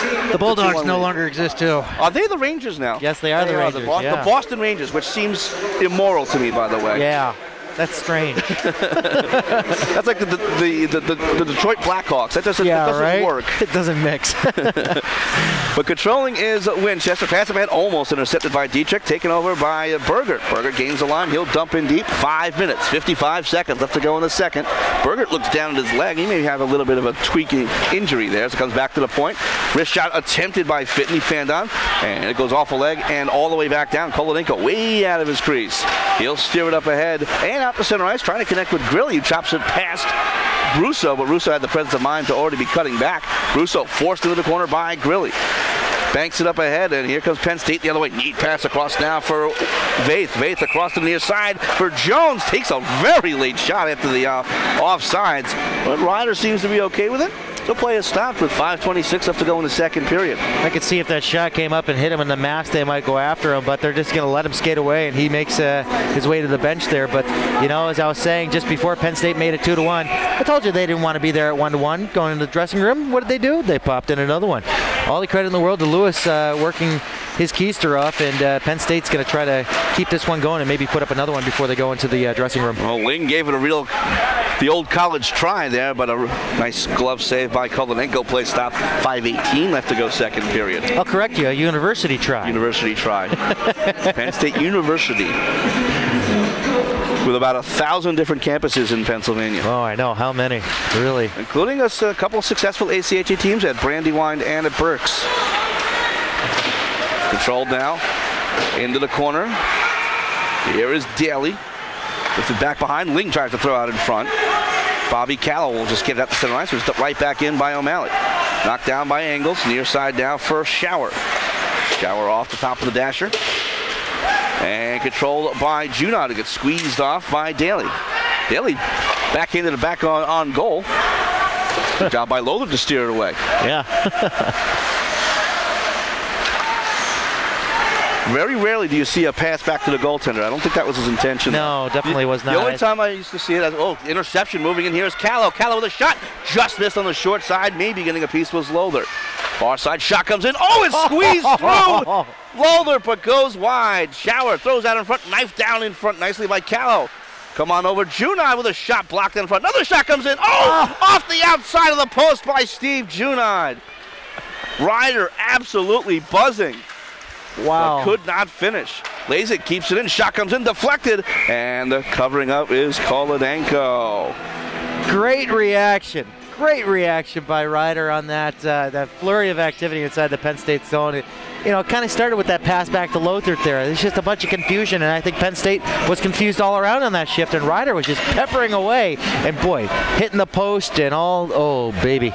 Lothar, kiss your post. Face-off is down, one back to Russo. Russo cuts across, trying to make his way into the corner, and does around Russo. Dumps back, trying to throw out in front again. Nothing there as it comes back to the point once again for Winchester. Plenty of time, fires high. Near side, Zittarelli with the captaincy. Trying to get his way into the corner, goes off a leg back to the point, faking the shot, Russo. Snaps it up ahead for Zittarelli, into the corner for Bracolo. Bracolo back to the point for Russo. Russo trying to get around Fitton, nothing there. Shouldered off into the corner, going down was Russo. Back behind the cage though is Lewis. Lewis thrown out in front of the side of the cage, is covered up by Kolodenko. And the referee points right away to Brandon Russo. Oh, boy. I think this might be an argument situation. I think he said to Russo, not another word. And now there's an argument with the head coach, Matt Morrow. And again, you said earlier that he was mild-mannered. Maybe he's in playoff mode now, too, just ramping up the emotion. There's a spark. But look at him. He's very calculated in his hand gestures, and I hope he's using the appropriate language, which obviously he is because he hasn't been tossed yet. Face-off is down and controlled by Ryder. This is Pete Malamud. Rattles around the Harbor City Hockey Club sign, out of play. Play stopped with 3:27 left to go in the second period. Well, Ryder's looking desperately to get out of their zone after that flurry of activity earlier, but now this top line for Penn State, they're having some discussions here. Zittarelli is talking with the referee. I'm not sure what exactly they're arguing about. Maybe they're talking about the play along the side of the net there. It looked like Kolodenko got his skate right up against the post, and I think they may be debating whether or not that crossed the line, and maybe that's the case. Maybe that's why Russo went right over to the referee, and Zittarelli's having a conversation as well. To the referee's credit, he's letting him get his argument in. Not that he's going to change his mind, but he's letting him speak his mind, but not too long. You don't want to be here till midnight. They're taking their sweet old time here to get this face-off underway. Zittarelli will get kicked out, though, as Lewis will move in. Lewis tries to win it forward to himself, almost succeeded, but Junod is there. Junod will pass it up ahead, looking for Grilly, too strong for him. Near side, Dietrich, a little bit of a slash there on Russo, who responds with a left forearm as Junod gets it up ahead, deflected. On goal, Lothert will cover up with 3:10 left to go in the second. Getting pushed down a little too easily was Malamud, rather. As Mac Winchester dishing it out. He's got 32 penalty minutes on the year. He's third on the team in penalties, which if you look at penalties in this column here for Penn State versus any other team, they are considerably low, if you will. Kind of tough to score and win when you're in the box constantly. True. That's why they got the auto bid. As much as you want to watch hockey, that's not the best seat in the house. No, it's not. Here's Relusko. Relusko tries to cut across. He gets cut off, and a penalty coming up. Trying to cut his way through is Urban, touched up by Ryder, and Penn State will go on only the second power play of this game for either club. Both to Penn State. They're 0 for 1. Now Dietrich is kind of in disbelief here that he got called for that hook. I don't know what his argument it is. It's like, well, maybe I was holding him instead, and you're calling me for a hook. Well, I didn't hook him, I held him. I don't know, but he looked like he had a solid wrap on his man there, breaking towards the net, and now we're going to have a power play here for the Penn State Ice Lions. Chance here to go up to later stages of the second period. Winchester, second bite of the apple. He takes a shot, and it's covered up by Kolodenko. The initial shot blocked right back to him. He had a nice reaction here to just try once again, but Kolodenko strong on the puck. It may have been deflected on its way in. It looked like it was a bouncing puck. It did. That second bite of the apple is the tastiest there, as he actually had that one deflected up front off the defenseman for Ryder. We'll see if Penn State can repeat that. Oh, maybe not.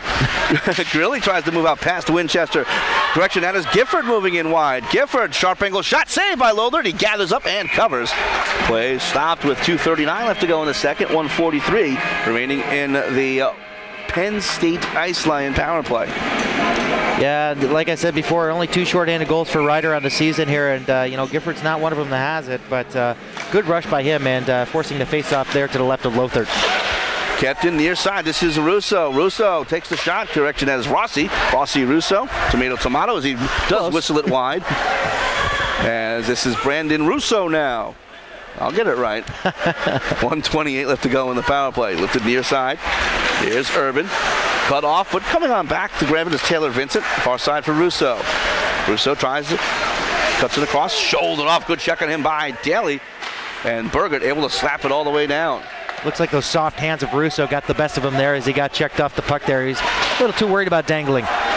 Intercept possibility here for Daly. Taken over by Rossi. Tries to throw it out in front. Nobody there as it was blocked away. O'Malley calmly gets it back behind the cage for Stearns. Stearns, former Pittsburgh Junior Penguin. Gets it up now for O'Malley. O'Malley looking for Lewis, who was not ready for it. A little bit of a miscommunication there. That allows Ryder to kill some more clock. Starn will try the near side for Bacolo. Too strong for him. Shower comes up with it. Banks it up now for Daly. Daly goes through him. Now it's going to be O'Malley. He moves into the zone. Cuts across. One hands it now for Zittarelli on his backhand. Cuts to his forehand. Throw it out in front. He scored! Brilliant pass out in front for Chris Lewis. His second of the game. His third of the tournament. And his 22nd of the season. Who am I thinking got the first goal? I've already forgotten about that one. Mike Bracolo. Bracolo did, that's right. Lewis set that up off the icing win. That's why I'm sitting there thinking Lewis might have done something there like a hat trick, but no, he is in on all 3 of Penn State's goals tonight, and oh, what an impact player he is in that power play. Was looking like it was stymied all the way up until that last rush, They couldn't get anything set up, but man, oh man.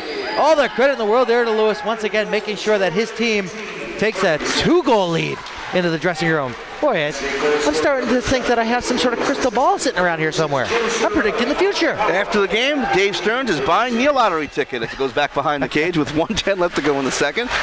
Lifted out to center ice. And it'll go all the way down, but not strong enough for icing, so Connor Fox comes up with it.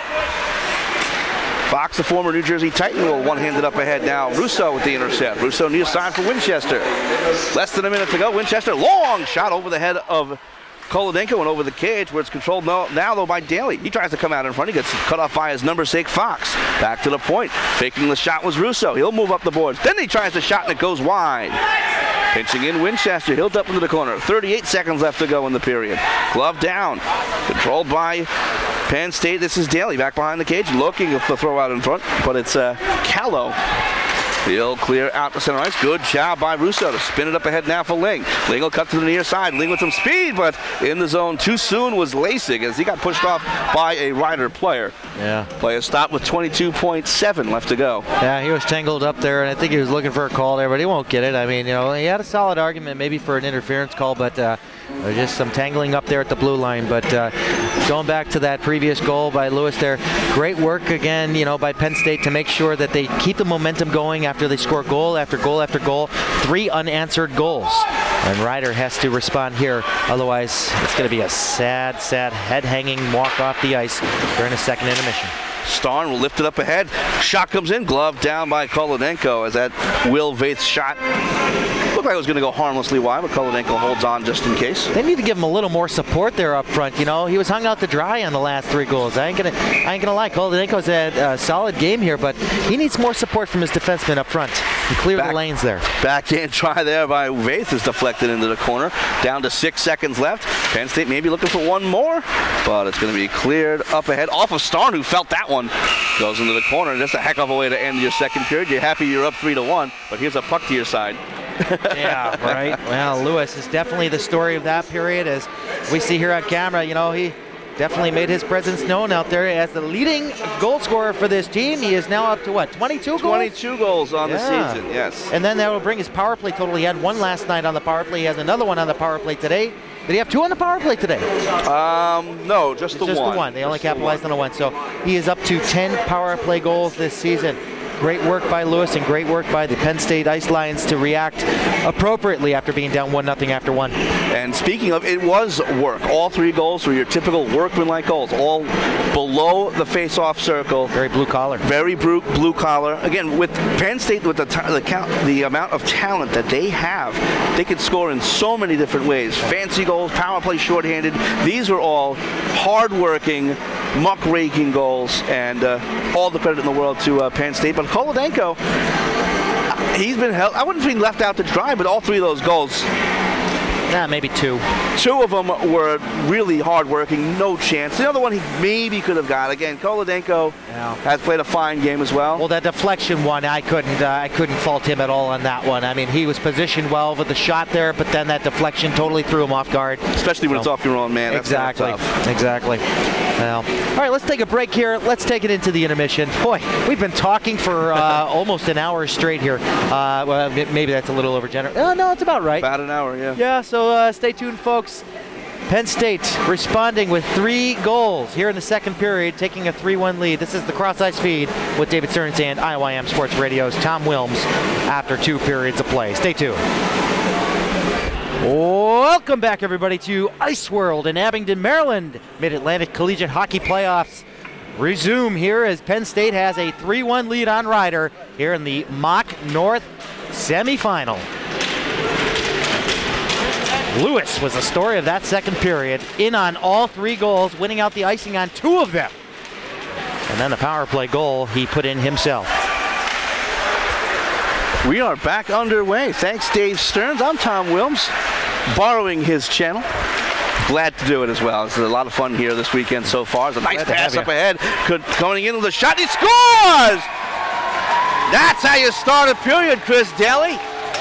19:43 left to go in the third, and it's 3-2 Penn State. Daly is a great 2-way player there. You know, 18 goals, 18 assists. Now that's his 19th goal on the season here. As man, oh man, did he light up Lothar. Boy, that was quick. 17 ticks in here. Rider showing they're not going down without a fight as they close the gap within 1. Chris Daly's 5th of the tournament, his 23rd of the season. There we go. He scored 4 yesterday against Rowan.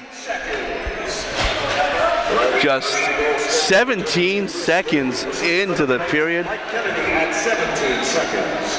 That is awesome, considering we love close games. We're not rooting for anybody, but we love close games, and we have one right here. He's dumped all the way down. Chasing us down. Dietrich tries to throw out in front, but it's steered away by Penn State's Ryan Urban. And goes back behind the cage. This is Stearns. Stearns, little trouble with it. Knocked off, thrown out in front. Dietrich had a deflection, but it goes wide as it bounced around like a pinball. And it goes to the far side for O'Malley. O'Malley up now for Relusko. Lifting it up now, looking for Vincent. Too strong for him, and icing is called. Very close race, where they're saying that Connor Fox won it.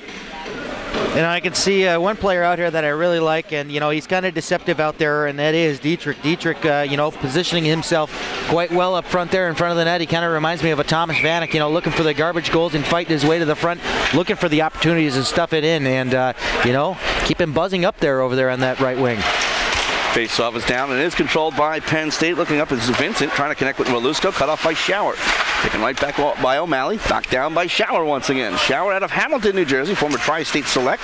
Lifts it out to center ice, and here is Dietrich, tries to move on in, but he gets cut off. And coming in a little too soon was Pete Malamud, so play stopped with 19:01 left to go in the third. Yeah, Dietrich there on the camera there, as you see, going off the ice on a change. 5'7" there. He's a little bit on the small side, but you know what? Yeah, that's the perfect size to put there out in the front of the net. Kind of get lost in the mix.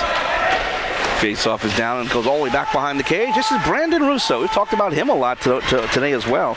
Missing yesterday's game, but he's back. Thrown out in front again. Russo tells Lothar that I got it, and he goes back behind the net. We can see a lot of Virginia Tech players have hung around. They are doing some scouting. They'll be in the championship game tomorrow. Just waiting to find out the outcome of this one as Peter Daly moves in. He tries a shot over the head of Kolodenko. He may have buzzed his skull cap as it goes back behind the cage again. Here's Daly thrown out in front, but it's steered away. Going down in front there was Ling. And here comes Ryder the other way. Pass him ahead off the stick of Kennedy, controlled by Stearns. Cross now. Cutting it off is Daly. He'll try to move in. Daly forced into the corner. Stearns cuts him off. A little bit of a cross check there. Referee says no call. 2-on-2 scrum. Rossi taps it back behind the cage, but here comes Kennedy. Kennedy back behind. Throws out in front of Rossi, but it goes off the leg of Russo. Comes around to the near side boards. Things will kind of slow down a little bit as Ryder putting on some pressure. But Penn State doing a good job keeping him to the outside. Brandon Russo spins around back behind the net again. Far side, Lasik. On the inside, looking for Ling. Too strong for him. 17:43 left to go in the third period. And I got to say, Ling, he may be our only international player in this tournament. Nicholas Yost, I believe he was listed as international at one point, but he's not. With the pronunciation of his name. You would think now, so. But he's from Grosse Pointe Park, Michigan. So, well, I guess you can call that international. It's almost Canada. That's kind of, is that Upper area? Is that in the UP? Or is that further down? I'm not up on my Michigan geography. But we were talking about international players. Frederick Ling out of Porsgrunn, Norway. You're talking international like Europe, where we had a bunch of Canadians there on the Liberty team. Oh, of course, yeah. I don't really count them as international. I count them as brothers. North Americans. Yes. Controlled by Ryder in their own zone. 17:30 left to go in the third period. Really having trouble getting out of the zone. It's kept alive by Jones. Big check there by Fox as they're trying to tap it up ahead as Pete Malamud. It goes through the corner. O'Malley gets there, cleared around to the far side. Coming on back, though, is Mike Junod, one of the three Junods on this team. And I believe I was wrong when I said there were three brothers. I think it's two brothers and a cousin. Okay. I have to confirm that as Grilly will dump in deep. Maybe someone out there can let us know as Penn State controls. Lifted up by Jones out to center ice. Cut off, though, by Andrew Engel. Engel goes down hard after getting decked. Referee right on top of the play saying, keep it going. This comes down for Grilly. Grilly on the near side. Grilly cuts across with a shot off the leg of Stearns. Taken right back by Malamud. Malamud into the corner. Tries to spin it out in front for Schauer. Too strong for him. Engel comes up with it and dumps into the corner, but only got as far as Russo. Russo cuts across. Could be a 2-on-2. Russo trying to get through Engel. Turns it into a 2-on-1. Engel, good hip check out there by Schauer. And here comes Ryder the other way. Frank Junod moving in 2-on-1. Junod into the circle with a shot. Save and a beauty by Lothar. He just challenged him and dared him to beat him. But a good job by Lothar stopping play with 16:13 left to go. in this period. Gutsy work by Lothar coming out there to challenge the shooter. And, once again down here, Russo, we saw him with his hands worked out there out in the open ice. Earlier, we recall at center ice, he got his clock cleaned. And same case happened here as he tried to go through too many people. Lifted into the corner. Bracolo throws out in front. Diving into the goal is Lewis. Uh-oh. And Kolodenko goes at him. There was a punch to the head up there up front. I believe it was Bracolo that got, who is that? That was Connor Fox that got punched right in the head. And boy, Bracolo should sit for that. My God. He just popped him right in the head. I'll tell you right now, it did not look like there was any malice there on Lewis. He's just aggressive, went right into Kolodenko. As a goaltender, you're not thinking of contact at all during the game. Especially when you're in the crease. And he just snapped for a couple seconds there. Yeah. We may have a 4-on-4 situation as our cameraman is pointing towards us. Uh-oh. Yeah, he definitely emphatically went, hey, in the box. That was down the Ryder side, so... And I'll be honest with you, this referee is one of the best in the region. A couple of years ago, he was at the ACHA Division III national tournament. He's actually lined some AHL games as well. Oh, yeah. And his name escapes me. I feel terrible about that, but he's a fantastic referee. We'll find out in a second. Hold on. Yeah, Sean probably knows. Say now, Sean forgot his name too. Yeah, but he's really good. I like the way he's been officiating this one now. Open ice 4-on-4 for the next 2 minutes. 16:03 left here in the third. 3-2 Penn State. I think that the edge will go to Penn State on this open ice, especially if they have Lewis and Zittarelli out there, which they do, and then O'Malley and Stearns working the points there. I definitely like what I see out of this combo out here. Obviously, if it were 5-on-5 or 5-on-4, we would see Bracolo rounding out this lineup here. Instead, he's sitting in the box, I believe. You think he's one of the combatants in there. But right on goal, Kolodenko will cover up, and Zittarelli just kind of lofted it on cage. Again, unfortunately, we do not have numbers on the scoreboard, and they are way on the other side of us. We've got penalty boxes, so... they just got with the Ryder penalty. Zittarelli with it, top of the circle, turns and fires. Glove save and a beauty by Kolodenko, and he holds on, stopping play. Just 10 seconds into the 4-on-4. Definitely a nice save there. Penn State's going to start peppering on the shots here. They want that 2-goal lead back again, and Ryder, they're going to try to work with this open ice here. I haven't seen them on the open ice just yet. Puck is down, out to center ice it comes, but O'Malley will catch that with it and away from the play. A couple of players collided, Dietrich and Starn, but nothing comes of that. And Ryder is on the forecheck, but comes back to Zittarelli. Possible 3-on-2 here. Zittarelli moving on in. Zittarelli, top of the circle, forced to his backhand, throws it out in front off the side of the cage as it was deflected off the skate of Dietrich. Spinning around, Zittarelli. Zittarelli spins to the corner once again, has a cutter, Relusco, doesn't get it to him. Goes back to the point for Starn. He fakes the shot, up ahead now for Zittarelli. Zittarelli at the hash mark. Zittarelli cuts across, lost control, gets it right back. A little too anxious there, Zittarelli. He wants to get something going as it goes now to Relusco. Back to the point for Starn. Starn settles, fires deflected out in front, still loose, and then cleared. Home run pass, and it connects. Moving up is Dietrich. Dietrich comes in, and where is it? No signal, and what a stop by Lothar. The way Lothar reacted, I thought it might have gone in. There it is. But He's a there magician. it is. Brilliant stop by Lothar.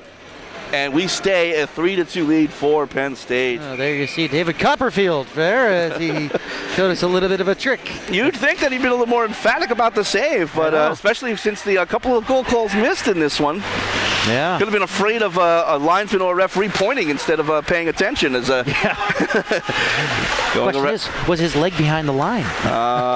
We'll never know as it comes back to the point. Shot comes in just wide of the glove of Kolodenko on the wrister from Russo. 2-on-2 scrum on the near side, comes out to center ice. Russo cuts across now for Relusco. Relusco to the far side, banks it up ahead, goes off the stick of Engel, who chases it back. 20 seconds left to go in the 4-on-4. Through Shower, this allows Russo to move up. Russo throws it out in front, deflection, saved by Kolodenko as Relusco gets it right back after his deflection. Basically a 3-on-3 now as a couple of hangers comes across, and it's going to go into the corner. It does look like Chris Daly is cherry picking a bit. Good job by Winchester recognizing and staying back. Because honestly, 3-on-3 actually benefits Penn State even more. But now we're back to 5-on-5. Back behind his own goal, Ryan Urban, the former Westchester Quaker, gets it up ahead And it's lifted all the way down. Race for the puck is won by Ryder. It looked like Connor Fox just took a bad angle to that puck, but the linesman bought it. It goes for icing. Well, Ryder looking to, continue it here as they struck early on, 17 seconds into this third period, and things have kind of gone back and forth ever since. And now, 13:47 left here in the third. Ryder's going to have to tie this one up to maybe force our first overtime in this Mid-Atlantic Collegiate Hockey Playoffs. That would be a lot of fun, but it's controlled now by Penn State. Cleared around to the far side, bouncing around the dash. A weird bounce there. Overskating a bit was Lasik, but gets it across to the near side. This is Daly teeing it up, but he hits the back of the boards before getting a shot off. He'll still got a decent shot, but not nearly as much as he would have took it a little quicker. As it comes out to center ice, dumped right back in by Lasik, but onto the stick of Connor Fox. This guy's up now through the legs of Malamud, who missed the glove. Tipped into the zone by Ryder. Coming on back is Fox, though. Fox under pressure from his number 6 Daly. Spins around that. Comes out in front. Kolodenko desperately dives on top. And play is stopped. 13 minutes, 12 seconds left to go in the third period. Setting up for a real nice finish here, Dave. This is the Cross Ice Feed as we combine forces with IYM Sports Radio's Tom Willms. Fighting evil with lasers. And we need to do this again. This has been a lot of fun. A lot of fun, yep. And we'd like to thank our almost 300 viewers that tuned in yesterday to watch 4 games of Mid-Atlantic Collegiate Hockey Playoffs. Yeah, you had about 300 on the video feed. It comes in on goal, and what are they going to call there? They're going to call it an icing as he had his arm up. So, yeah, I missed the mark completely, and the linesman back here is kind of shaking his head, but he is signaling the icing. So, yeah, it was kind of a lackadaisical, okay, icing. Yeah, speaking of the numbers yesterday, great numbers on IYM Sports Radio listening along as well. I understand people choosing the video feed first, but great time yesterday. Better than nothing, though, but yeah. It's been a lot of fun, so shot comes in, saved by Kolodenko as it's thrown out in front to Vaith. And here comes Frank Junod, pass up ahead. Intercepted by Vaith once again, and he'll dump it in off of Gifford. Gifford goes down, and it comes out near side for Lopez. Lopez chasing down near side out of Parsippany. Parsippany Hills High School. He'll chop it into the zone. He was on the wrong side of the red line, but no icing called. Here comes Russo. Russo trying to avoid Gifford. Engel with a big check going down there as far as Dell. Lifted across, is getting tripped up was me, and nothing called. Comes over now for Winchester, who dumps it in just wide of Kolodenko's cage. Another weird bounce on these stanchions. Intercept by Bracolo, comes out, takes a shot just wide of the glove side. Frank Junod tries to tip it back into his own zone, avoiding Lewis, who gets hip checked down. Big check there by Shower as the physical play is picking up. Frank Junod with it. With 12:05 left to go in the third period, Ryder needing 1 to tie. Gifford across now for Fox. Brechinet's Engel. Around now for Giffords. Good job trying to keep in was Bracolo, but eventually just spirited out the center ice all the way down, and icing is called. Play is stopped. 11:50 left to go in the third period. It remains 3-2. Definitely. These icings are going to start to hurt Ryder as they keep coming along here, and the face-offs inside of Ryder territory. If Penn State gets a win, they are usually dangerous, especially if you get it up top to the point there to Stearns and O'Malley, who are not afraid to take the shot. So let's see if Ryder can contain it and win this face-off and kind of move their way out. No, they'll lose it. Shot comes in right off the face-off save. Rebound, loose in the crease, still battling, but covered up by Kolodenko as both Ryan Urban and Taylor Vincent were desperately trying to knock home that insurance marker. See, that was exactly what I'm talking about. Penn State winning these face-offs inside Ryder's territory. Just taking the shots. They're not afraid to do it. And then when they get enough traffic up in front of the net, Kolodenko is left scrambling there and counting on his defense to clear the lanes. Relusco gets it back to the point for O'Malley. Snaps it ahead now for Vaith. Thrown out in front. Correction, that was Urban who just cleared it away. And it comes out to the line, kept alive, but followed up on the far side past Dietrich. But he's got some room. Coming way out of his crease is Lothert. Comes around to the near side. Grilly tries to cut it off, but back behind the cage again, Starn. Under pressure from Dietrich. Chops into the corner for O'Malley. Up now for Relusco. Lets it up to the center ice. Here comes Vincent with some serious speed. Vincent moving in wide. Vincent cuts wide, trying to throw it out in front off the side of the cage, but steered away by Kolodenko as he's looking for Russo. Pass up ahead. Glove down there, knocked down rather by Russo. Up now Relusco. Russo and Relusco. And you have a Rossi on the other side. Yeah, that won't get confusing, Tom. Is it coming in now on the near side? This is the aforementioned Relusco. Toe drings across. Backhand try off the side of the net. Relusco grabs it once again. Back to the point now. Winchester with a shot. That goes wide on the stick side. Pinching in. Here is Brandon Russo. Into the corner as he goes down. Goes back behind the cage for Vincent. Vincent comes on out. Had Zitterelli out in front. Goes back to the point instead for Winchester with a drive. That's deflected wide. 10:33 left to go, third period. Penn State putting on the pressure, trying to get the one more. Goes back behind the cage, and this is Mike Junod with it. Junod settles, and he'll fire it down on goal, so they'll allow the change.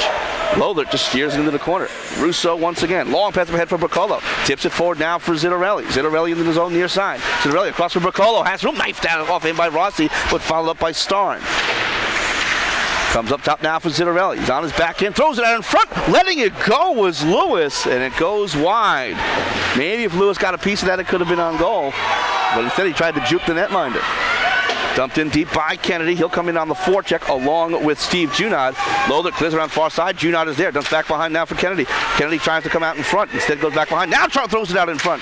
Knife down nicely by Russo and correction by Lewis. And he passes up ahead now for Bracolo. Coming in 2-on-2. Knifed away by Angles. Hits a weird bounce. Almost came out in front. And Junod gets it now for Kennedy.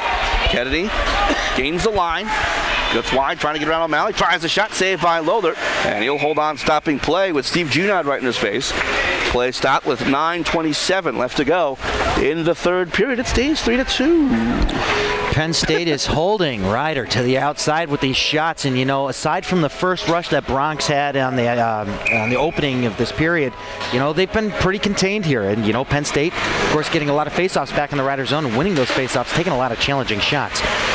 Grilly back behind, tries to bank it on, tries to the front side, still loose in front, and it is finally covered up by Lothert as Ryder trying to take a page out of Penn State's book in this game so far, just trying to get a nice ugly goal. Now just throw it up front and hope to, you know, the deities that may have some weird bounce and deflect in, you know, and we saw that earlier with one of the Penn State goals, you know, it bounced off a defender up front off of Ryder. Grilly with a shot. That looks like it was deflected wide. Winchester tries to catch up. He gets cut off. Goes back to the point now for Junod. Junod dumps back behind the cage for Malamud. Malamud making his way into the corner. Pushed off by Winchester. Trying to power his way through the check. Goes back to the point for Junod. Junod tries a shot. Deflected down in front by his own man, Russo. And that's going to be a high stick. That was really tight. That was close. Yeah, he was trying to manage it. He was trying to manage the height on the stick, but you know, either way, you high stick it and you play it to yourself, it's still a high stick. So, yeah, definitely a good call there by the officials. But now Ryder has Penn State trapped inside their zone. I think it's their time to shine here if they want to take an opportunity. Now is the time to definitely do it with 9 minutes left here in the third. And shot on a goal. Ooh, sorry, David. Okay. Shot by Russo was deflected out of play. Yeah, exactly. Yeah, I wasn't ready for that one either, to be honest with you. But good opportunity there by Mike Rossi, the former American Eagle. Yeah, and Lothert has shown us in this game with the 2 goals that he has allowed that, you know, he is human. He can't stop everything. And, you know, it's just those bounces just going the way of Ryder when they do score. Oh, pass back to the point for Junod with a shot deflected away. Rebound! Saved by Lothert, still loose and then eventually covered. We'll get some pushing and shoving as a Ryder player is down on the ice. On his back. Referee does not look like he's calling a penalty. And is getting up very slowly. Looks like it's going to be Rossi again. Talks to the referee saying, can you please call a penalty? The referee says, no thank you. 8:47 left to go here in the third period. 3-2 lead for Penn State. 2 for Lewis, 1 for Bracolo. Malamud and Daly, the goal scorers for Ryder, and we have a bit of a delay here. We have some debris. Actually, it's not debris. I think it's a puck. You need that. He was about to pocket it. Yeah. You're not a fan. You don't get to keep them there, buddy. Face-off is down, goes back to the far side boards.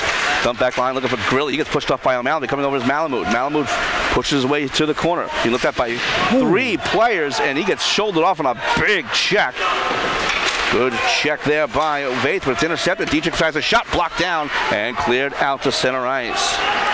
8:27 left to go, third period. Lofted up ahead, glove down by Grilly. Backhands ahead, looking for Dietrich, too strong for him. Past Vaith, now onto the stick of Fox, who banks it forward now for Grilly, moving in 2-on-2. Grilly cuts wide, Grilly with a shot, blocker saved by Lothert.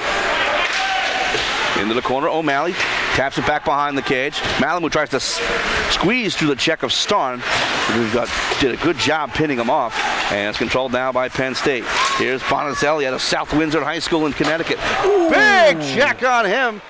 Good hip check by Shower. And we are seeing a lot of that today. Great legal hits. Oh, yeah. One of the lost arts in hockey is not only the backhander, but the hip check.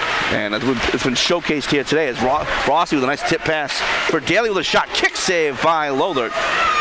Tough angle, but Lothert still forced to make a pretty good save. Comes back down for Shower with a drive save. Rebound, and it's cleared to the line.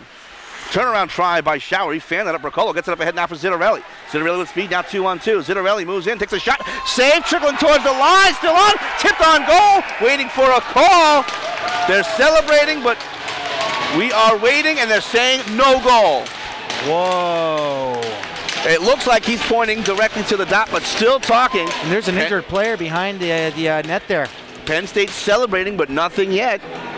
Oh, no, he's okay there, but it looks like the linesman was there to make the call. He's pointing to center. That's a goal. And that is going to be a goal for Penn State. And head coach Sean Levin is not out. They wave it off. Goal! Whoa! That was a puck that was inevitably going past as Kolodenko was reaching back, and it was poked in as the net was being dislodged. I'm surprised they're calling this one no goal. Whoa. He initially pointed towards center ice, and maybe he was saying, I'm going to make my explanation to them first. Maybe that was his thought process. He went to the box and said emphatically, no goal. That is a rough call. That's a tough call. The linesman was there on time. He could have made the call right there, but he deferred right away to the referee. It inevitably would have gone in. The net didn't really come off its moorings that far at that point. The net was off. It was but right there was on no the line. whistle, Yeah. and it was right there. Oh, I want an explanation. Comes back to the point as Ryder may be getting a big break. And if they strike next, oh boy. Cleared off the leg, comes on back now. Russo, tapped to the head now. Zittarelli into the corner, trying to spin away from that is Fox. Able to get control around Lewis. But a big check by Zittarelli, an angry check as it comes back to the top now for Russo. Throws it on goal, deflection, saved by Kolodenko as it steered just wide. Lewis is getting really physical. Penn State's out for blood. They are very unhappy. It's cleared all the way down, and icing will be called with 6:47 left to go in the third period. Still 3-2. I'm getting word here that the ruling was White knocked the net off. Penn State knocked the net off, so no goal. So they went crashing in there a little too hard even before that puck had a chance to cross the goal line. Interesting call on that one. And I believe a timeout has just been called. Not sure who's calling. It's probably Ryder. I would think it would be Ryder as well, especially after that icing. They may be gassed a bit. Yeah. Getting to the latter stages of this game. Now, Dave, what does Ryder need to do to get back? They got a pretty good break there. What do you think that Ryder needs to do? I mean, they're just stuck in their own zone right now. Yeah, you know, the one person that I'm seeing here that is hot on the score sheet all season long, who has been isolated and contained by Penn State, and, you know, he's got a good shot, but he hasn't had any opportunities now. That is Grilli. Grilli really needs the room here to flourish and take the shots that he needs, you know, to pop them goals in. He's a great, you know, scorer, great assister there. He creates plays, he makes plays, and he capitalizes on plays. I'd like to see him step up his play here, get his feet moving a little bit more. He's not as fast and fancy as most of these players, you know, that are up on the top of the score sheet there or in the stat column, but I think Grilli really needs to step up his game here in the final 7 minutes here of this third period to get his team tied up at 3.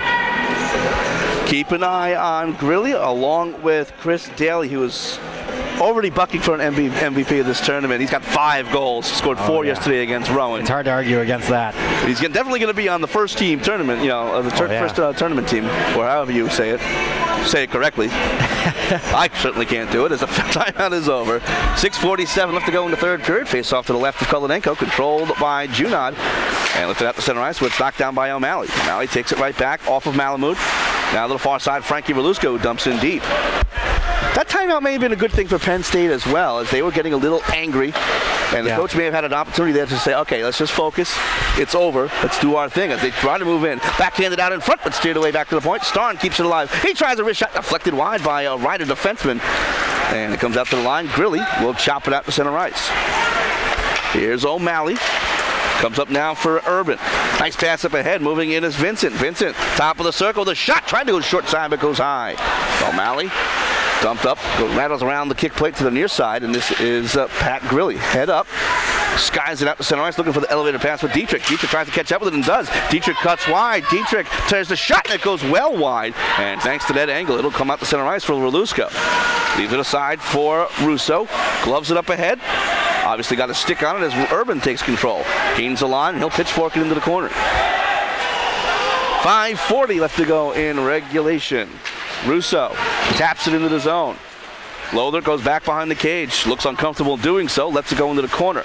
Oh, a big check there by Russo. Going down Daly. That was a forearm shot to the back of the head.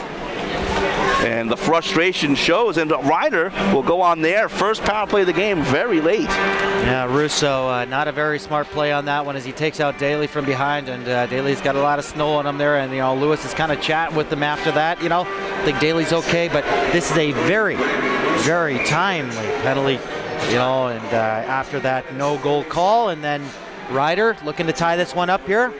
This is certainly the time to do it, and this is the perfect opportunity. Spinning around is Daly, gets it over now for Russo.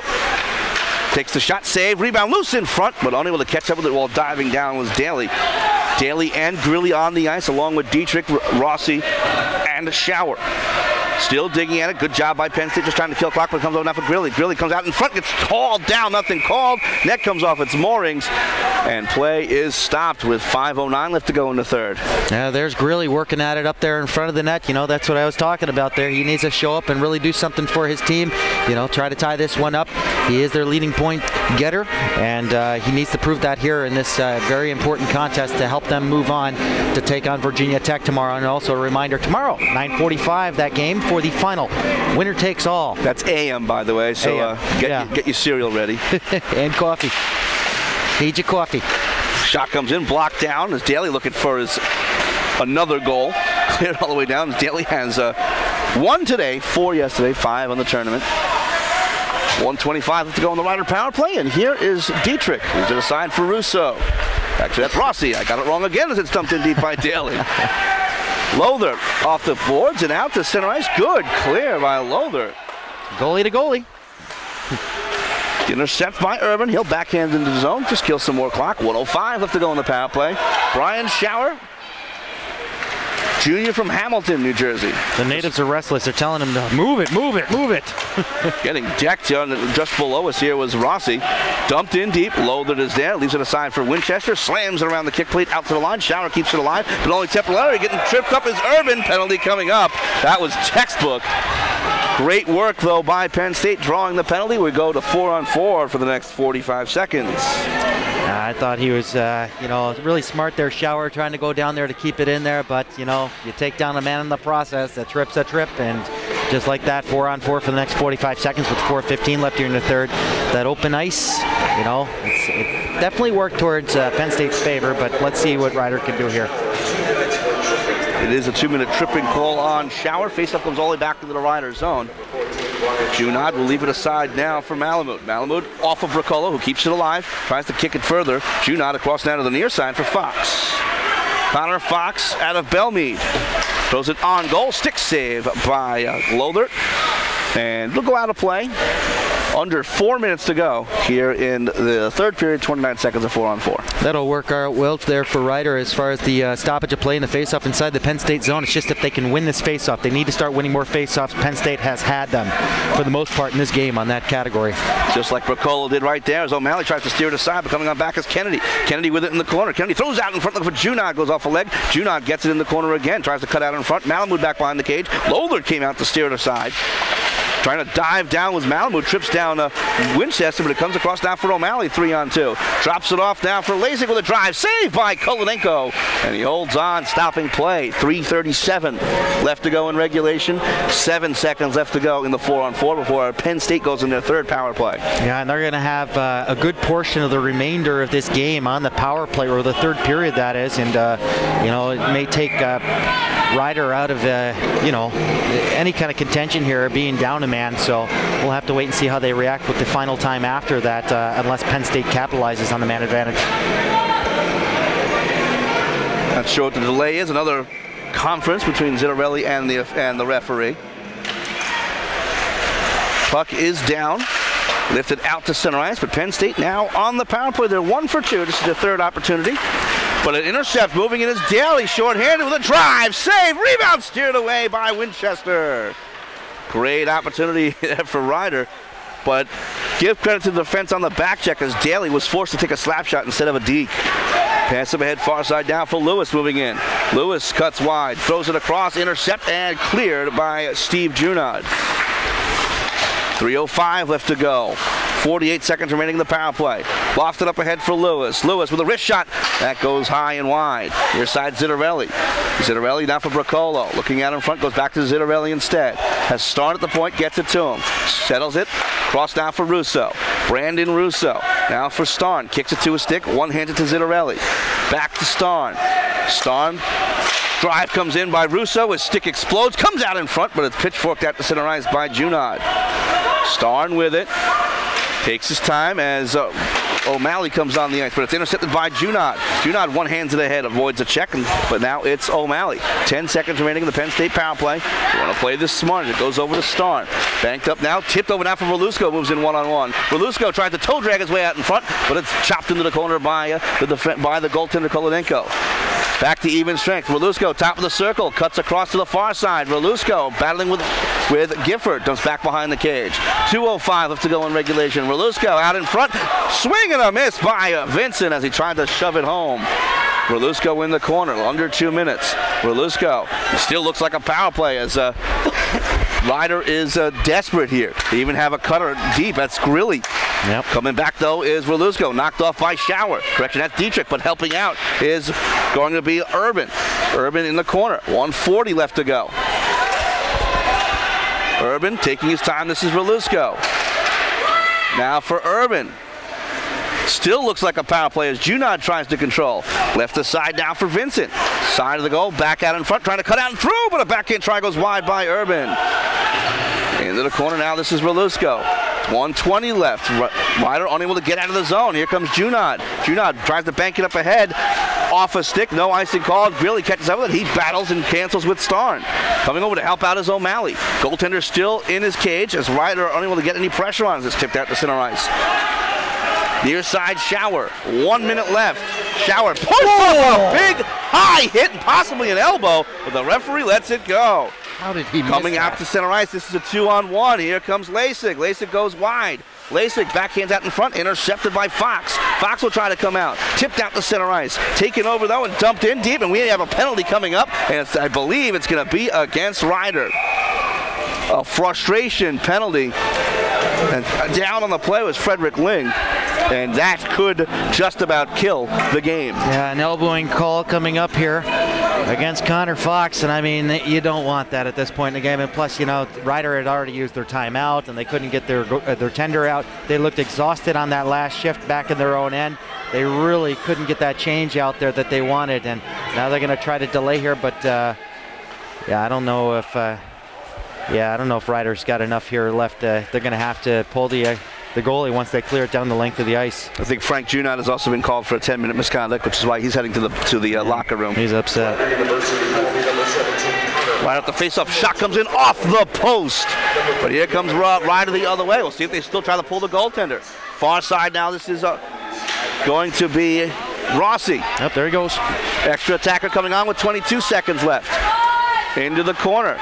Now 5-on-5. Coming out with it here is Russo. Russo gains the line, lost it into the zone. 15 seconds left. Russo looks to they'll get there first, but now coming back is Bergert. Steers it aside, pinned to the boards by Bracolo. Thrown out in front, intercepted. Here comes Ryder. Last chance, 5 seconds, goes off a leg. Grilly tries to catch up with it. 3 seconds, 2-1. Coming out with it is the goaltender Lothert, and he'll kill the clock.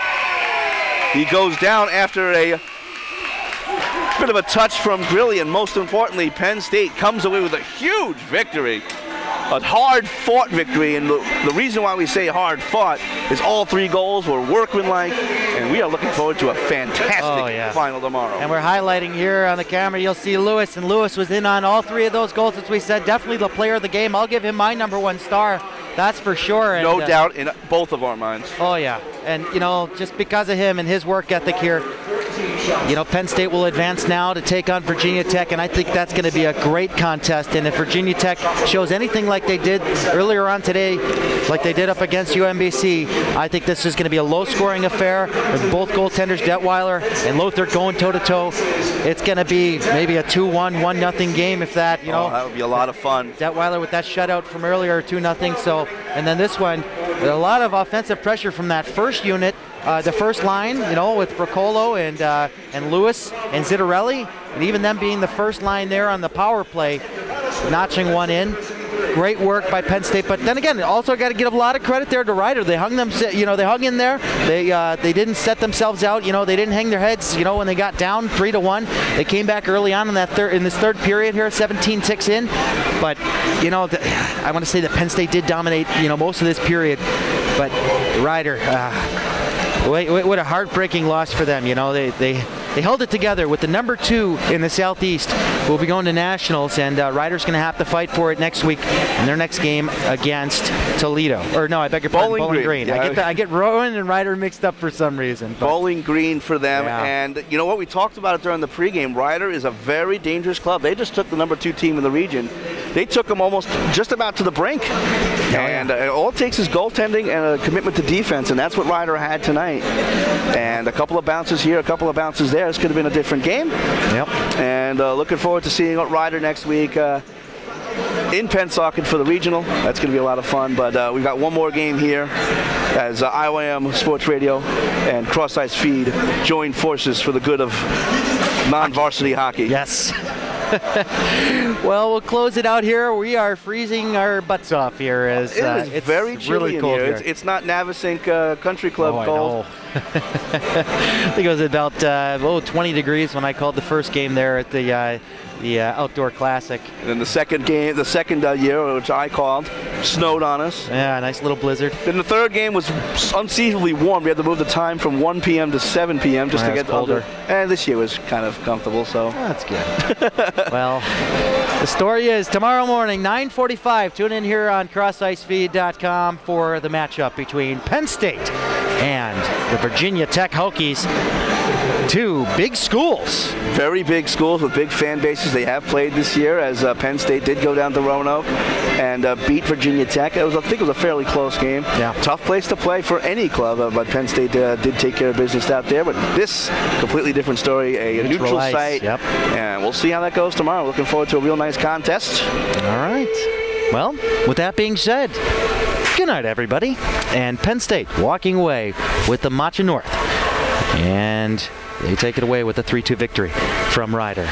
See you tomorrow morning, everybody. And as always, don't stop believing.